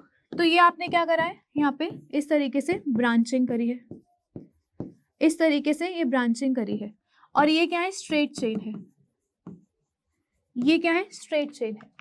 तो यहाँ पे किसका बॉइलिंग पॉइंट ज्यादा होगा, इसका या फिर इसका, तो यहाँ पे आपका बॉइलिंग पॉइंट, क्योंकि आपका ब्रांचिंग हो जाती है तो स्फेरिकल शेप में जाता है। स्फेरिकल शेप में जाने की वजह से हम क्या बोलेंगे कि इनका सरफेस एरिया इंक्रीज कर रहा है, surface area of this particular compound is increasing. जब सरफेस एरिया इंक्रीज करता है तो हम क्या बोलते हैं, बॉइलिंग पॉइंट डिक्रीज करता है। तो ब्रांचिंग की वजह से सरफेस एरिया इंक्रीज करता है तो बॉइलिंग पॉइंट डिक्रीज करता है, इसका बॉइलिंग पॉइंट ज्यादा होगा, it will have a higher boiling point. ठीक है, इस तरीके से आप एग्जांपल लेके एक्सप्लेन कर सकते हो। तो less branching implies more boiling point, more boiling point, and more branching means spherical area होगा उसका और ब्रांचिंग उसमें ज्यादा होगी और बॉइलिंग पॉइंट कम होगा। ठीक है, चलिए इसके बाद एडिशन ऑफ HBr टू प्रोप1ene yields to ब्रोमोप्रोपेन। ठीक है, ये क्वेश्चन बहुत अच्छे से करवाया हुआ है मैंने आपको। प्रोपेन की बात करते हैं तो CH3CH डबल बॉन्ड CH2 है। ठीक है, जब हम इसमें HBr का एडिशन करें, नॉर्मल HBr का एडिशन, तो एक्चुअली में हमें 2 प्रोडक्ट्स यहाँ पे मिलते हैं, बट मेजर प्रोडक्ट एक ही होता है। अब ये वाला कार्बन है और ये वाला कार्बन है, इनका पाई बॉन्ड ब्रेक करके H और Br देना होता है। केस नंबर 1 ये हो सकता है कि आप इस कंपाउंड में इसको Br दे रहे हो, इसको हाइड्रोजन दे रहे हो। केस नंबर 2 क्या हो सकता है, केस नंबर 2 हो सकता है जब आपने पाई बॉन्ड ब्रेक करा, इसको H दिया, इसको Br दिया।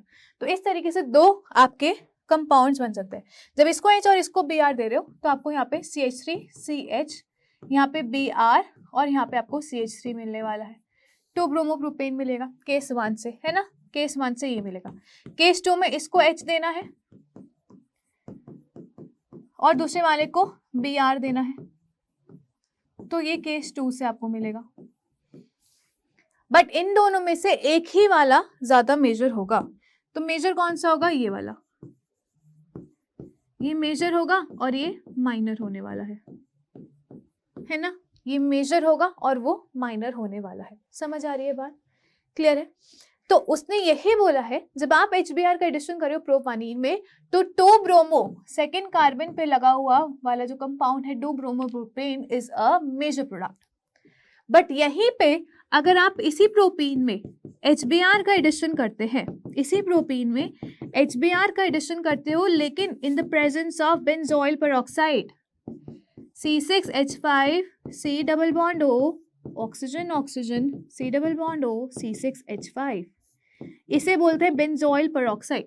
तो पेरोक्साइड के प्रेजेंस में जब आपने एडिशन करी, फिर 2 प्रोडक्ट्स आपको मिलेंगे जो ऊपर जैसे होंगे, बट इसमें से अब ये वाला प्रोडक्ट मेजर होगा, जो ऊपर माइनर मिल रहा था अब ये वाला प्रोडक्ट मेजर होगा। दैट इज उसने खुद ही बोला है बेंजोइल पेरोक्साइड के प्रेजेंस में 1 ब्रोमोप्रोपेन मेजर होता है ना, और अगर आप नॉर्मल एडिशन कर रहे हो तो 2 ब्रोमोप्रोपेन मेजर होता है।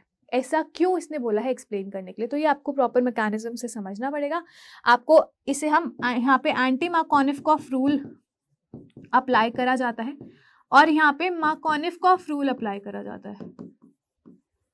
ये मार्कोनिफकॉफ रूल है और ये एंटी मार्कोनिफकॉफ रूल अप्लाई करा जाता है। ठीक है, सो मार्कोनिफकॉफ रूल में आपका जो मैकेनिज्म फॉलो होता है, यहाँ पे कार्बोकेटाइन की स्टेबिलिटी बनती है को देखने के बाद आपकी चीजें फॉलो करी जाती है। यहाँ पे फ्री रेडिकल का फॉर्मेशन होता है, तो फ्री रेडिकल की स्टेबिलिटी के हिसाब से मैकेनिज्म देखा जाता है। तो लेट अस सी किस तरीके से करा जाता है। ठीक है, यहाँ पे हम वो ले रहे हैं आपका propene in presence of HBr, in presence of HBr हम ले रहे हैं। ठीक है, तो मैकेनिज्म क्या होगा आपको पता है। HBr क्या है? एक एसिड है, वो H पॉजिटिव और Br माइनस रिलीज कर सकता है। अब ये पाई बॉन्ड को इस तरीके से तोड़ना है कि कार्बोकेटाइन की स्टेबिलिटी ज्यादा बने। जब आप इसको इस तरीके से तोड़ते हो तो कार्बोकेटाइन कहाँ पे बनता है? इधर बनेगा, है ना, और इस CH2 के ऊपर नेगेटिव चार्ज होगा, तो ये H पॉजिटिव लेकर CH3 बना लेगा। तो जब आपने हेटेरोनेटिक क्लीवेज इस तरीके से करी, तो एक तो ये वाला कार्बोकेटाइन बन सकता है। अगर आप पाई बॉन्ड को इस तरीके से तोड़ते हैं तो इसके ऊपर नेगेटिव चार्ज बनता है और वो H पॉजिटिव को लेके CH2 में कन्वर्ट हो जाता है और ये CH2 पॉजिटिव ये वाला कार्बोकेटाइन बनता है। अब ये प्राइमरी कार्बोकेटाइन है, ये सेकेंडरी कार्बोकेटाइन है, ये ज़्यादा स्टेबल है, हम जानते हैं ये ज़्यादा स्टेबल है। तो जो ज़्यादा स्टेबल होगा वो ज़्यादा बनेगा और उससे बनने वाला एनाइन भी, मतलब फिर फाइनली प्रोडक्ट भी मेजर होगा। तो अब ये Br माइनस ले लेता है और आपको यहाँ पे मेजर प्रोडक्ट में क्या मिलता है? CH3 CH Br CH3, ये आपको मेजर प्रोडक्ट मिलता है। So this is your major product, this is your major product. ठीक है, कार्बोकेटाइन की स्टेबिलिटी के अकॉर्डिंग करते हैं। बट यहीं पे अगर आप बेंजोइल पेरोक्साइड के प्रेजेंस में करते हैं, तो बेंजोइल पेरोक्साइड के प्रेजेंस में पहले तो फ्री रेडिकल का फॉर्मेशन होता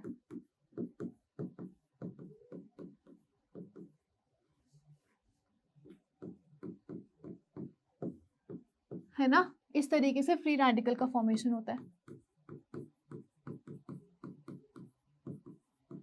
यहाँ से भी इस तरीके से ये टूट जाता है और आपका C6H5 रेडिकल बनता है और CO2 रिलीज हो जाता है इस तरीके से। अब ये जो C6H5 रेडिकल है HBr के साथ रिएक्ट करके क्या जनरेट करता है? C6H6 बेंजीन जनरेट करता है और Br रेडिकल जनरेट करता है। अब ये Br रेडिकल फिर प्रोपीन के साथ रिएक्ट करता है, तो आपके पास CH3CH डबल बॉन्ड CH2 है। आपका ये रेडिकल Br रेडिकल इसके साथ रिएक्ट करेगा, है ना, इसके साथ रिएक्ट करेगा। तो यहाँ पे इस तरीके से पाई बॉन्ड लीव करेगा, इधर रेडिकल और इधर रेडिकल आएगा, बट Br इधर भी जा सकता है और इधर भी जा सकता है। तो यहाँ से 2 प्रोडक्ट्स मिलेंगे। अगर Br जाएगा टूवर्ड्स द सेंटर तो ये वाला रेडिकल ज़्यादा स्टेबल होगा, या फिर Br अगर साइड वाले कार्बन पे जाएगा तो ये वाला रेडिकल ज़्यादा स्टेबल होगा। तो जैसे कार्बोकेटाइन की स्टेबिलिटी होती है, secondary carbocation is more stable, तो ऐसे ही हम बोल सकते हैं secondary radical is more stable. अब ये वाला रेडिकल ज्यादा स्टेबल होता है, तो ये मेजर बनेगा, ये मेजर बनेगा क्योंकि ये ज्यादा स्टेबल है। अब फिर ये HBr के साथ रिएक्ट करके H से H रेडिकल ले लेता है और फाइनली CH3CH2 CH2Br, ये आपका मेजर प्रोडक्ट होता है। तो इस केस में 2 ब्रोमोप्रोपेन मेजर प्रोडक्ट था क्योंकि कार्बोकेटाइन की स्टेबिलिटी देख रहे थे, और इस केस में फ्री रेडिकल मैकेनिज्म से हो रहा है तो 1 ब्रोमोप्रोपेन मेजर प्रोडक्ट होगा। ठीक है, तो ये प्रॉपर मैकेनिज्म से आप एक्सप्लेन कर सकते हो। इसके बाद क्वेश्चन नंबर 17 है, वो क्या बोल रहा है, उसने ये बोला है कि write down the product ozonolysis of one two dimethyl benzene. Now one two dimethyl benzene क्या होता है, फर्स्ट पोजीशन पे मिथाइल, सेकेंड पोजीशन पे भी methyl, this is one two dimethyl benzene, इसे हम ऑर्थोजाइलीन भी बोलते हैं। अब इसने बोला है how does the result support the Kekule structure of benzene. इससे हम कैसे ओजोनोलिसिस करके हम कैसे एक्सप्लेन करें कि यही नहीं एक और ऐसा स्ट्रक्चर हो सकता है। चाहो तो डबल बॉन्ड में इस तरीके से भी लगा सकते हो, ये भी 1,3-डाइमिथाइल बेंजीन है। ये दोनों केक्युलर स्ट्रक्चर ऑफ बेंजीन को किस तरीके से सपोर्ट कर सकते हैं, इसकी ओजोनोलिसिस प्रोसेस किस तरीके से सपोर्ट कर सकती है। तो ये इंपॉर्टेंट क्वेश्चन है, ध्यान से सुनो। ये भी स्ट्रक्चर पॉसिबल है, ये भी स्ट्रक्चर पॉसिबल है, दोनों रेजोनेटिंग स्ट्रक्चर पॉसिबल है, तो हम इन दोनों का मिक्स्ड हाइब्रिड स्ट्रक्चर बनाते हैं। This is the real structure जो हम मान के चलते हैं, ये आपका रियल स्ट्रक्चर है जो हम मान के चलते हैं। तो यहाँ पे CH3 और यहाँ पे CH3, ये आपका फाइनल स्ट्रक्चर हम मान के चलते हैं। ठीक है, अब किस तरीके से करोगे, ध्यान से सुनो। तो अगर मैं इसकी ओजोनोलिसिस करूं, मैं फर्स्ट स्ट्रक्चर ले रही हूँ, इसकी ओजोनोलिसिस करती, अगर सिर्फ यही वाला स्ट्रक्चर प्रेजेंट होता तो मैं इसकी ओजोनोलिसिस करती, तो मैं क्या क्या प्रोडक्ट बनाती। आपको मैंने बताया इस बॉन्ड को तोड़ो, एक ऑक्सीजन इसको दो, एक ऑक्सीजन इसको दो, ये वाला बॉन्ड भी टूटेगा, एक ऑक्सीजन इसको, एक ऑक्सीजन इसको, ये वाला बॉन्ड भी टूटेगा, एक ऑक्सीजन इसको, एक ऑक्सीजन इसको। बिल्कुल ध्यान से देखना, ये वाला बॉन्ड आप तोड़ चुके हो, तो यहाँ पे CH3 ये मिलेगा, डबल बॉन्ड O। ये वाला बॉन्ड भी आप तोड़ चुके हो, तो यहाँ पे एक हाइड्रोजन डबल बॉन्ड O, एक तो ये मिलेगा। अब इसकी बात करते हैं, ये तो एज इट इज ये वाला बॉन्ड तोड़ा और ये वाला बॉन्ड तोड़ा, तो ये एज इट इज ये वाला बॉन्ड तोड़ा, यहाँ पे एक हाइड्रोजन, ये डबल बॉन्ड O, यहाँ पे एक हाइड्रोजन इस तरीके से, ये डबल बॉन्ड O, ये मिलेगा। फिर थर्ड जो बॉन्ड मिलेगा आपको, ये एज इट इज, क्योंकि ये तो नहीं तोड़ रहे ना, यहाँ पे तोड़ा तो डबल बॉन्ड ऑक्सीजन इधर और एक डबल बॉन्ड ऑक्सीजन इधर, ये वाला स्ट्रक्चर मिलेगा। तो ये 3 प्रोडक्ट्स आपको मिलेंगे जब आप ओजोनोलिसिस कर रहे हो, तो ये 3 प्रोडक्ट्स मिलेंगे। अगर सिर्फ यही वाला स्ट्रक्चर होता तो सिर्फ यही 3 प्रोडक्ट्स मिलते। अब ये कौन कौन से प्रोडक्ट है, ध्यान से देखो, इसको मैं ढंग से लिखूंगी। तो 2 मोल्स आपको ये मिल रहे हैं, CHO ग्लाइऑक्सिल बोलते हैं, और इसके क्लीवेज से 1 मोल आपको मिथाइल ग्लाइऑक्सिल, मतलब CH3C double bond O CHO, ये मिथाइल ग्लाइऑक्सिल है। 1 मोल इसके क्लीवेज से आपको 2 मोल्स ग्लाइऑक्सिल के मिल रहे हैं, ग्लाइऑक्सिल, और 1 मोल आपको मिथाइल ग्लाइऑक्सिल का मिल रहा है। ठीक है, ये मिल रहा है आपको। लेकिन एक और डिफरेंट प्रोडक्ट मिलता है, डाइमिथाइल ग्लाइऑक्सिल मिलता है। जब आप इसकी ओजोनोलिसिस करते हो तो 3 डिफरेंट प्रोडक्ट्स मिल रहे हैं। इसके स्ट्रक्चर को हमने जब क्लीव करा तो 2 ही मिल रहे हैं। अब वो तीसरा कहाँ से आएगा, इससे आएगा। तो ये दोनों सपोर्ट कर जाएंगे कि ये दोनों ही स्ट्रक्चर्स आपके एग्जिस्ट करते हैं, और ये केक्युलर स्ट्रक्चर्स ही है आपके बेंजीन के। चलिए, इसके क्लीवेज अगर हम करते हैं, ओजोनोलिसिस करते हो, तो किस तरीके से कर सकते हो।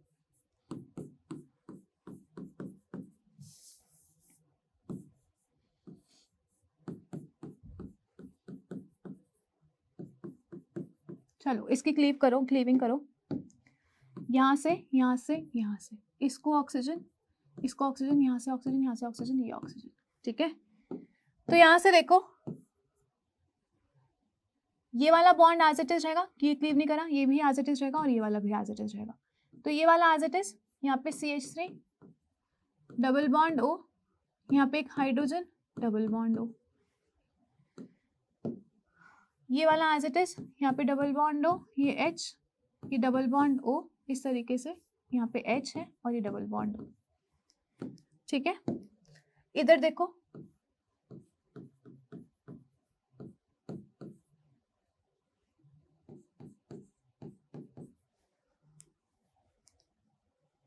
एक सेकेंड, मैंने पहले भी यही क्लीव करा था और अभी भी यही क्लीव करा है, तो कुछ तो गड़बड़ कर दिया ना मैंने चेंज करके। बॉन्ड्स को देखो चेंज करना है। यहाँ पे देखो डबल बॉन्ड इधर बना रखे हैं, अभी मुझे ये वाला स्ट्रक्चर चाहिए, ठीक है, तो इसका क्लीविंग करना है ये वाले स्ट्रक्चर का। तो बॉन्ड्स कौन से टूटेंगे? ये वाले, ये वाले, ये वाले जो रहेंगे उनको डार्क कर लो, ये रहेंगे सिंगल बॉन्ड्स रहेंगे, इस तरीके से डार्क कर लिया। अब बनाओ, तो ये जो रहेगा इसको एज इट इज, यहाँ पे CH3, यहाँ पे CH3 इस तरीके से, और यहाँ पे डबल बॉन्ड हो और डबल बॉन्ड हो, ये डाइमिथाइल ग्लाइऑक्सिल है। इसका देखो यहाँ पे ये एज इट इज, यहाँ पे एक हाइड्रोजन, यहाँ पे एक हाइड्रोजन, ये डबल बॉन्ड हो, ये डबल बॉन्ड हो, और यहाँ पे ये एज इट इज, यहाँ पे हाइड्रोजन और यहाँ पे एक हाइड्रोजन, ये डबल बॉन्ड हो और ये डबल बॉन्ड हो, इस तरीके से ये 3 मिलेंगे। तो यहाँ से आपको क्या मिलेंगे? ये 2 ग्लाइऑक्सिल मिलेंगे। एक सेकेंड, यहाँ पे 2 ग्लाइऑक्सिल मतलब CHO मिलेंगे, प्लस एक डाइमिथाइल ग्लाइऑक्सिल मिलेगा। This is dimethyl glyoxal. तो अगर सिर्फ यही वाला स्ट्रक्चर होता तो आपको एक मिथाइल ग्लाइऑक्सिल और 2 ग्लाइऑक्सिल मिलते, लेकिन डाइमिथाइल ग्लाइऑक्सिल भी आपको वन ऑफ द प्रोडक्ट मिल रहा था, तो मतलब ये भी सिग्निफिकेंटली इंपॉर्टेंट है। तो दोनों ही स्ट्रक्चर्स हमारे लिए सिग्निफिकेंटली इंपॉर्टेंट है। तो हम क्या बोलते हैं कि ये एक्चुअली में रेजोनेटिंग हाइब्रिड स्ट्रक्चर में रहता है, लेकिन दोनों ही स्ट्रक्चर्स आपके एग्जिस्ट करते हैं, इसलिए हमें 3 प्रोडक्ट्स मिल रहा है।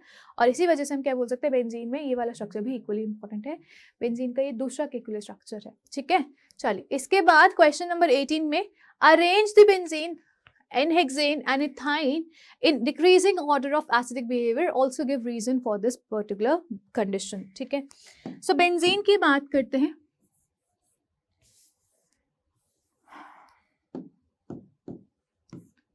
बेंजीन ये वाला है, एसिडिक बिहेवियर देखना है तो इसका हाइड्रोजन एक पकड़ लो, और ये किससे अटैच्ड है? ये कार्बन के पास 1 2 3 सिग्मा बॉन्ड है, तो ये जो हाइड्रोजन है sp2 कार्बन से अटैच्ड है ना, sp2 कार्बन से अटैच्ड है, ये देखना पड़ता है। इसके बाद N-हेक्सेन,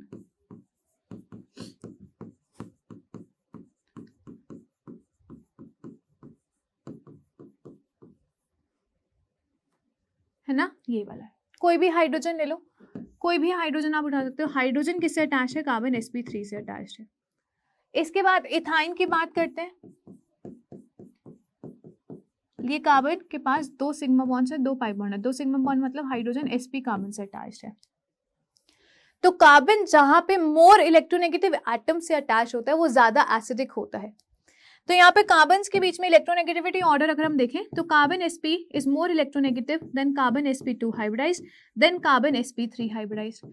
तो ये आपकी इलेक्ट्रोनेगेटिविटी का ऑर्डर रहता है। जो कार्बन sp2 sp है वो ज्यादा इलेक्ट्रोनेगेटिव होता है sp2 हाइब्रिडाइज्ड कार्बन से, और भी ज्यादा इलेक्ट्रोनेगेटिव होता है वो sp3 हाइब्रिडाइज्ड कार्बन से। तो क्योंकि यहाँ पे अगर हम बात करें तो इसके अंदर 50% s करेक्टर होता है। कैसे दिखा लेंगे s करेक्टर कितना होता है, कितना नहीं होता?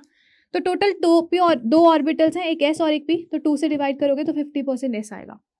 अब यहाँ पे 3 ऑर्बिटल्स हैं टोटल, ठीक है, एक s और 2p मिला के 3 ऑर्बिटल्स है, तो 100 डिवाइडेड बाई 3 करोगे, ठीक है, तो 33.3% पर ऑर्बिटल। एक ही s ऑर्बिटल है तो इसमें 33.3% एक s करेक्टर है। यहाँ पे s करेक्टर कितना है? टोटल 4 ऑर्बिटल है, एक s और 3 p मिलके 4 ऑर्बिटल्स, तो 100 डिवाइडेड बाय 4 करते हैं तो 25% पर ऑर्बिटल का s करेक्टर आता है। तो यहाँ पे s करेक्टर कितना है? आपका 25% है। जितना ज्यादा s करेक्टर उतनी ज्यादा वहाँ पे नेगेटिव चार्ज वो होल्ड करके रख सकता है, उसकी इलेक्ट्रोनेगेटिविटी ज्यादा होती है। तो इसमें इलेक्ट्रोनेगेटिविटी ज्यादा है, फिर इसमें और फिर इसमें। तो हाइड्रोजन अगर sp2 कार्बन से अटैच्ड है तो ये ज्यादा एसिडिक होगा, ठीक है, इसको 2 मानो, इसको 1 मानो। फिर तो हम एसिडिक करेक्टर का ऑर्डर क्या बोलेंगे? थर्ड वाला ज्यादा एसिडिक होगा, फिर फर्स्ट वाला, और फिर लास्ट में सेकंड वाला, क्योंकि कार्बन sp3 हाइब्रिडाइज्ड अटैच्ड है। तो ये आपका ऑर्डर रहेगा एसिडिक करेक्टर। चले आगे, question number 19, why does benzene undergo electrophilic substitution reaction easily and not the nucleophilic substitution reaction? इसको मैंने आपको प्रॉपर तरीके से एक्सप्लेन करा हुआ था। जब आप बात करते हो किसी भी ऑर्गेनिक केमिस्ट्री की केमिकल रिएक्शन में, तो अपने पास एक सबस्ट्रेट होता है, अपने पास रिएजेंट होता है, दोनों को आप एक सॉल्वेंट में मिला सकते हो। कोई प्रेशर टेम्परेचर कंडीशंस अगर होते हैं तो वो पुट अप आप करते हो, और फाइनली आपको प्रोडक्ट्स प्लस साइड प्रोडक्ट्स मिलते हैं। अभी केमिकल रिएक्शन किस तरीके से होती है, सबस्ट्रेट और रिएजेंट को सबसे पहले तो आपस में पास आना पड़ेगा। पास आने के लिए अट्रैक्शन चाहिए होती है, तो इनके अंदर पहले अट्रैक्शन होती है, अट्रैक्शन की वजह से ही कोलिजन होता है, अट्रैक्शन की वजह से ही कोलिजन होता है, ठीक है, कोलिजन होता है। कोलिजन की वजह से एनर्जी रिलीज होती है, एनर्जी रिलीज होती है तो उसी की वजह से ओल्ड बॉन्ड्स जो हैं वो ब्रेक करते हैं और न्यू बॉन्ड्स फॉर्म करते हैं, न्यू बॉन्ड्स फॉर्म करते हैं, है ना। और फिर इसी की वजह से फाइनल प्रोडक्ट का बनता है, फाइनल प्रोडक्ट बनता है। क्लियर हुआ। तो मेन प्रोसेस क्या है, अट्रैक्शन प्रोसेस। किसके बीच में, सबस्ट्रेट और रिएजेंट के बीच में। अट्रैक्शन ऑपोजिट नेचर के या ऑपोजिट नेचर की चीजों के बीच में होती है। अगर आपका सबस्ट्रेट इलेक्ट्रॉन रिच है, मतलब अगर इसके पास पाई बॉन्ड्स हैं, तो electron rich substrate opposite nature के रिएजेंट मतलब इलेक्ट्रॉन डेफिशिएंट रिएजेंट्स के साथ अट्रैक्ट करेगा। और इलेक्ट्रॉन डेफिशिएंट रिएजेंट को ही हम क्या बोलते हैं, इलेक्ट्रोफाइल बोलते हैं। और जिस भी केमिकल रिएक्शन में इलेक्ट्रोफाइल पार्टिसिपेट करता है वो इलेक्ट्रोफिलिक रिएक्शंस होती हैं, वो इलेक्ट्रोफिलिक रिएक्शंस होती हैं। तो बेंजीन क्योंकि इलेक्ट्रॉन रिच स्पीसीज है, बेंजीन क्योंकि इलेक्ट्रॉन रिच स्पीसीज है, क्योंकि उसके पास 3 पाई बॉन्ड्स हैं, तो ऑपोजिट नेचर मतलब इलेक्ट्रॉन डेफिशिएंट इलेक्ट्रोफाइल्स के साथ वो अटैक करवाना चाहता है। न्यूक्लियोफाइल भी इलेक्ट्रॉन रिच है, बेंजीन भी इलेक्ट्रॉन रिच है, दोनों में रिपल्शन होगा, वो अटैक नहीं करना चाहेगा न्यूक्लियोफाइल, इसलिए इलेक्ट्रोफाइल अटैक करता है और वो इलेक्ट्रोफिलिक सब्स्टिट्यूशन रिएक्शन अच्छे से दिखा देता है। क्लियर है, क्लियर हो गया। मोर ओवर बेंजीन में आप इस तरीके से बता सकते हो कि यहाँ पे पाई क्लाउड्स हमने दिखाए थे, वो पीछे एक डायग्राम दिखाया था कि यहाँ पे पाई क्लाउड्स होते हैं, पाई क्लाउड्स मतलब इलेक्ट्रॉन्स होते हैं। आने वाला न्यूक्लियोफाइल भी इलेक्ट्रॉन्स लेके आ रहा है, नेगेटिव चार्ज मतलब इलेक्ट्रॉन्स लेके आ रहा है, तो जो पाई क्लाउड्स है आने वाले न्यूक्लियोफाइल को रिपेल करते हैं क्योंकि सेम चार्जेस के वो है। ठीक है, इस तरीके से भी बता सकते हैं। चलिए अभी क्वेश्चन नंबर 20 है, how will you convert the following compounds. तो ये केमिकल रिएक्शंस डायरेक्ट है, मैंने आपकी कॉपी में से ही लिखा ली। इथाइन में को बेंजीन में कन्वर्ट करना है तो हमने साइक्लिक पॉलीमराइजेशन पढ़ी थी। इथाइन में रेड हॉट आयरन डाल देते हो तो आपको बेंजीन मिल जाता है, 3 मोल्स आपको चाहिए, साइक्लिक पॉलीमराइजेशन से बनता है। ये किससे बनता है, साइक्लिक पॉलीमराइजेशन से आपको ये मिलता है।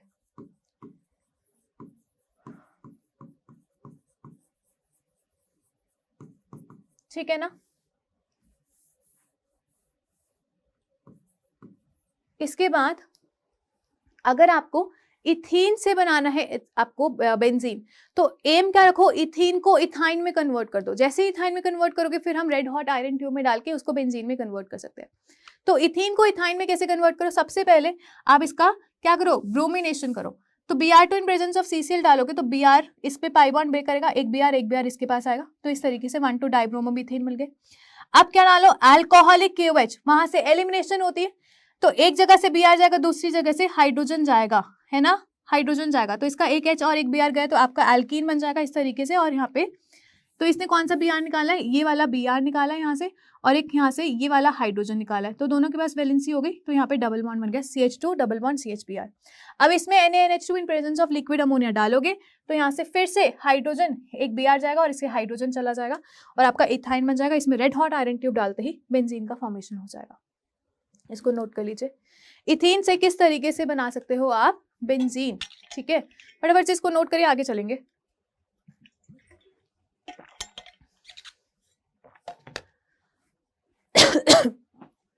चलिए आगे चलते हैं। इसके बाद N-हेक्सेन से हम क्या बनाएंगे, ये अगर आपको याद है एरोमेटाइजेशन रिएक्शन, तो एरोमेटाइजिंग एजेंट्स हमें लिए होते हैं metal oxides, transition metal oxides, जैसे क्रोमियम ऑक्साइड, वैनेडियम ऑक्साइड या फिर मॉलिब्डेनम ऑक्साइड। तो ये आपके 6 कार्बन का कंपाउंड है, 6 कार्बन के कंपाउंड को आपके एरोमेटिक कंपाउंड में कन्वर्ट कर देता है। इस रिएक्शन को क्या बोलते हैं, एरोमेटाइजेशन रिएक्शन, है ना। तो एरोमेटाइजेशन N-हेक्सेन की करेंगे तो आपको बेंजीन मिल जाएगा। चलें आगे, सारी कंडीशंस लिखी हुई हैं, इसे नोट कर लेना। चलिए आगे चलते हैं। Write the structure of alkenes which on hydrogenation gives two methyl butane. जितने पॉसिबल स्ट्रक्चर्स हैं वो लिखने हैं आपको। आपको फाइनल प्रोडक्ट क्या बनाना है, हाइड्रोजनेशन करने के बाद ये बनाना है। ये आपका मिथाइल है,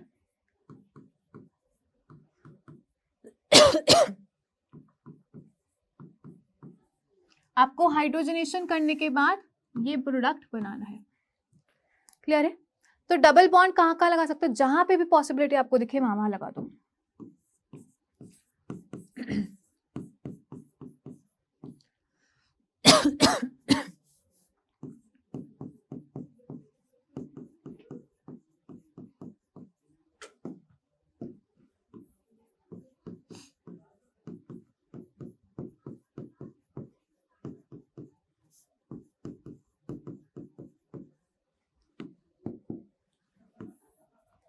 इधर रह गया, इन सबका आप हाइड्रोजनेशन करोगे तो सबको हाइड्रोजनेशन करोगे तो ये पाई बॉन्ड ब्रेक करो, हाइड्रोजन हाइड्रोजन दो, ये मिल जाएगा। इसका हाइड्रोजनेशन करोगे, ये पाई बॉन्ड ब्रेक करो, ये मिल जाएगा। इसका हाइड्रोजनेशन करोगे, ये पाई बॉन्ड ब्रेक करोगे, ये मिल जाएगा। ये तीनों ही एल्कीन्स आपकी पॉसिबल है। ये तीनों ही एल्कीन्स का हाइड्रोजनेशन आपका पॉसिबल है और यही सारी एल्कीन्स आपको क्या बना के देंगी, ये बना के देंगे। किसके दिमाग में आ रहा होगा कि यहाँ पे भी लगा दो, यहाँ पे भी लगाओ, जब इधर इधर लगाए तो यहाँ पे भी लगाओ, अगर यहाँ पे लगाते तो ये दोनों सेम हो जाते हैं, बात एक ही बनती है। ठीक है, चलिए इसके बाद क्या बोला है, arrange the following compounds towards decreasing reactivity towards your electrophile. First part की बात करेंगे, क्लोरोबेंजीन, इलेक्ट्रोफाइल को अटैक करवाना है ना, क्लोरोबेंजीन। ठीक है, इसके बाद है 2,4 डाइनाइट्रोक्लोरोबेंजीन,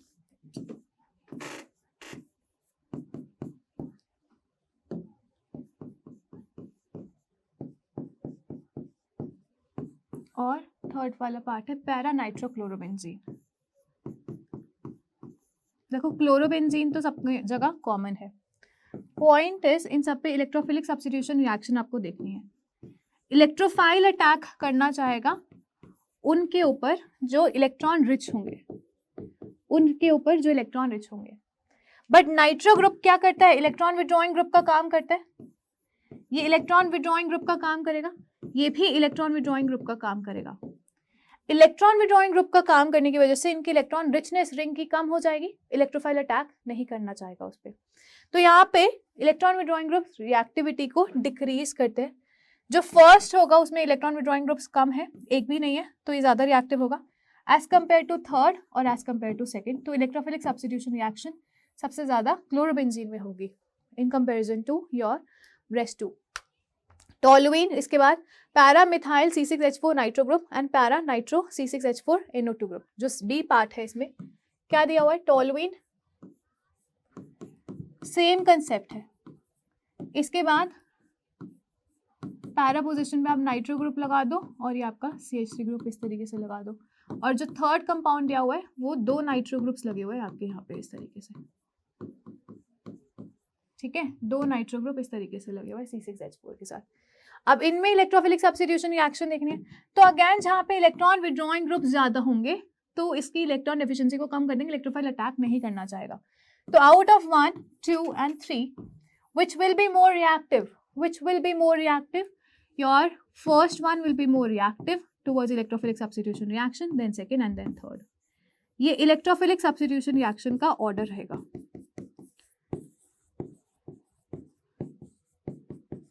क्लियर हुआ?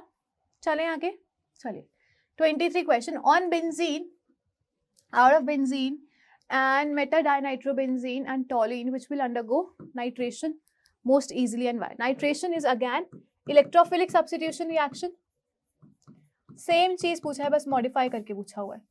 आउट ऑफ बेंजीन, ठीक है, मेटाडाइनाइट्रोबेंजीन, मेटा पोजिशंस पे 2 नाइट्रोबेंजीन लगे हुए हैं, एंड टोलुइन। तो नाइट्रेशन किसका ज्यादा होगा, ये आपका बेंजीन ठीक है, बट ये जो 2 हैं, 2 nitro groups electron withdrawing groups लगे हुए हैं।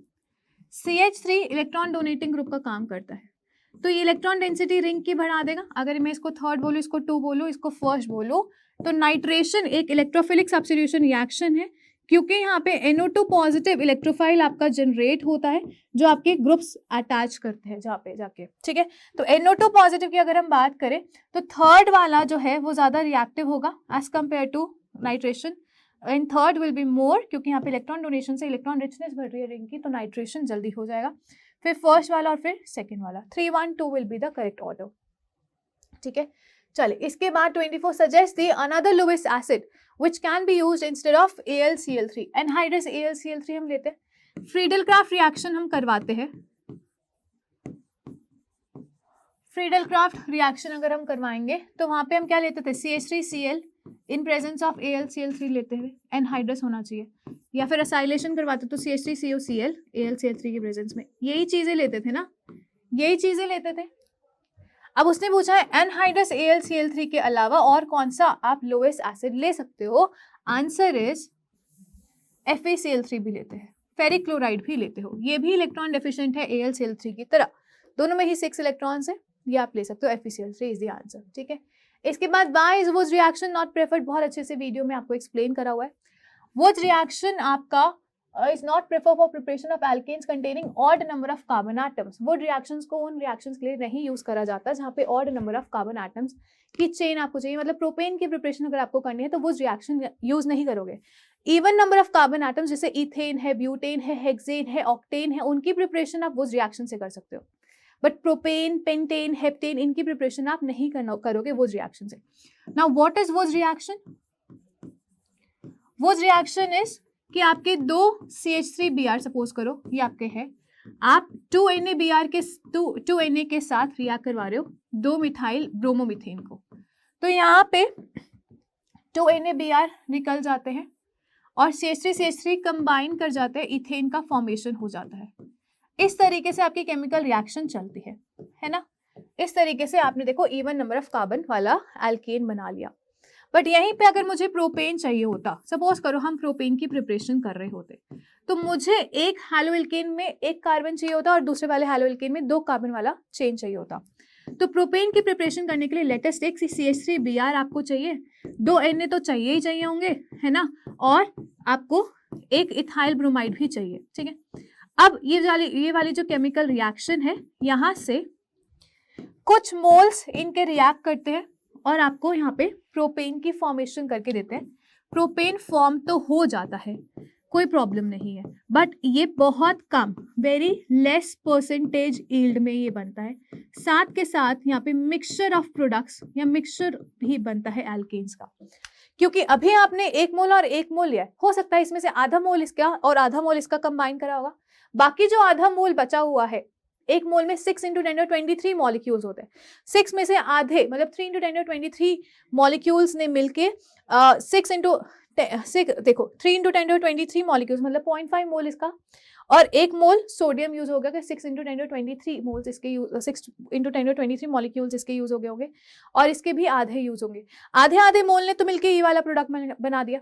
अब आधा मोल जो बचे हुए हैं उसको भी फर्दर आधा कर दो, उन आधे मोल्स में से भी फर्दर आधा कर दो, तो CH3Br अपने आधे वाले मोल से भी रिएक्ट करेंगे, आधे वाले मोल से रिएक्ट करेंगे, और इस तरीके से यहाँ पे इथेन का भी फॉर्मेशन होगा। मतलब कहने का मतलब ये है कि आपके ये वाले जो मोल्स हैं ये आपस में कंबाइन करने के साथ साथ अपने साथ कंबाइन करेंगे तो इथेन बनेगा, अगर ये अपने साथ कंबाइन करेगा तो आपको ब्यूटेन भी मिल सकता है। तो यहाँ पे मिक्सचर ऑफ एल्केन्स मिलते हैं, तो सिर्फ प्रोपेन नहीं मिलता, मिक्सचर मिलता है, और उनको सेपरेट करना भी मुश्किल होता है, उनको सेपरेट करना भी मुश्किल होता है, ठीक है। और परसेंटेज यील्ड प्रोपेन की निकालोगे तो बहुत कम आती है, तो इसलिए हम आपका वो reaction odd number of carbons को प्रिपेयर करने में यूज नहीं करते हैं। क्लियर हुआ? बाकी इसको बहुत डिटेल में मैंने आपके 1 शॉट वीडियो में समझा रखा है, आप उसको चेकआउट कर सकते हैं, ठीक है, सेकेंड लेक्चर में समझाया हुआ है, ठीक है। तो यहाँ पे एनसीईआरटी की वीडियो, एनसीईआरटी के कंप्लीट सॉल्यूशन हमने हाइड्रोकार्बन का देख लिया है, ठीक है। इसके बाद आपको पी ब्लॉक का लेक्चर मिल जाएगा, ग्रुप नंबर 14 आपके सिलेबस में है, 13 ऑलरेडी अपलोडेड है, उसको अच्छे से कर लेना। एक बार ये सारे टॉपिक्स खत्म हो जाएंगे उसके बाद बच्चे को जो चैप्टर्स का एनसीईआरटी भी आपको पोर्शन मिल जाएगा, ठीक है। So wishing you all the best, keep growing, keep learning. बहुत अच्छे से अपने एग्जाम्स के लिए प्रिपेयर करो, जितना करवा रहे हैं उसको बहुत अच्छे से करके जाओ, तो भी आपके एग्जाम्स बहुत अच्छे होंगे, ठीक है। So will meet you in our next class, till then thank you so much for watching and have a great time.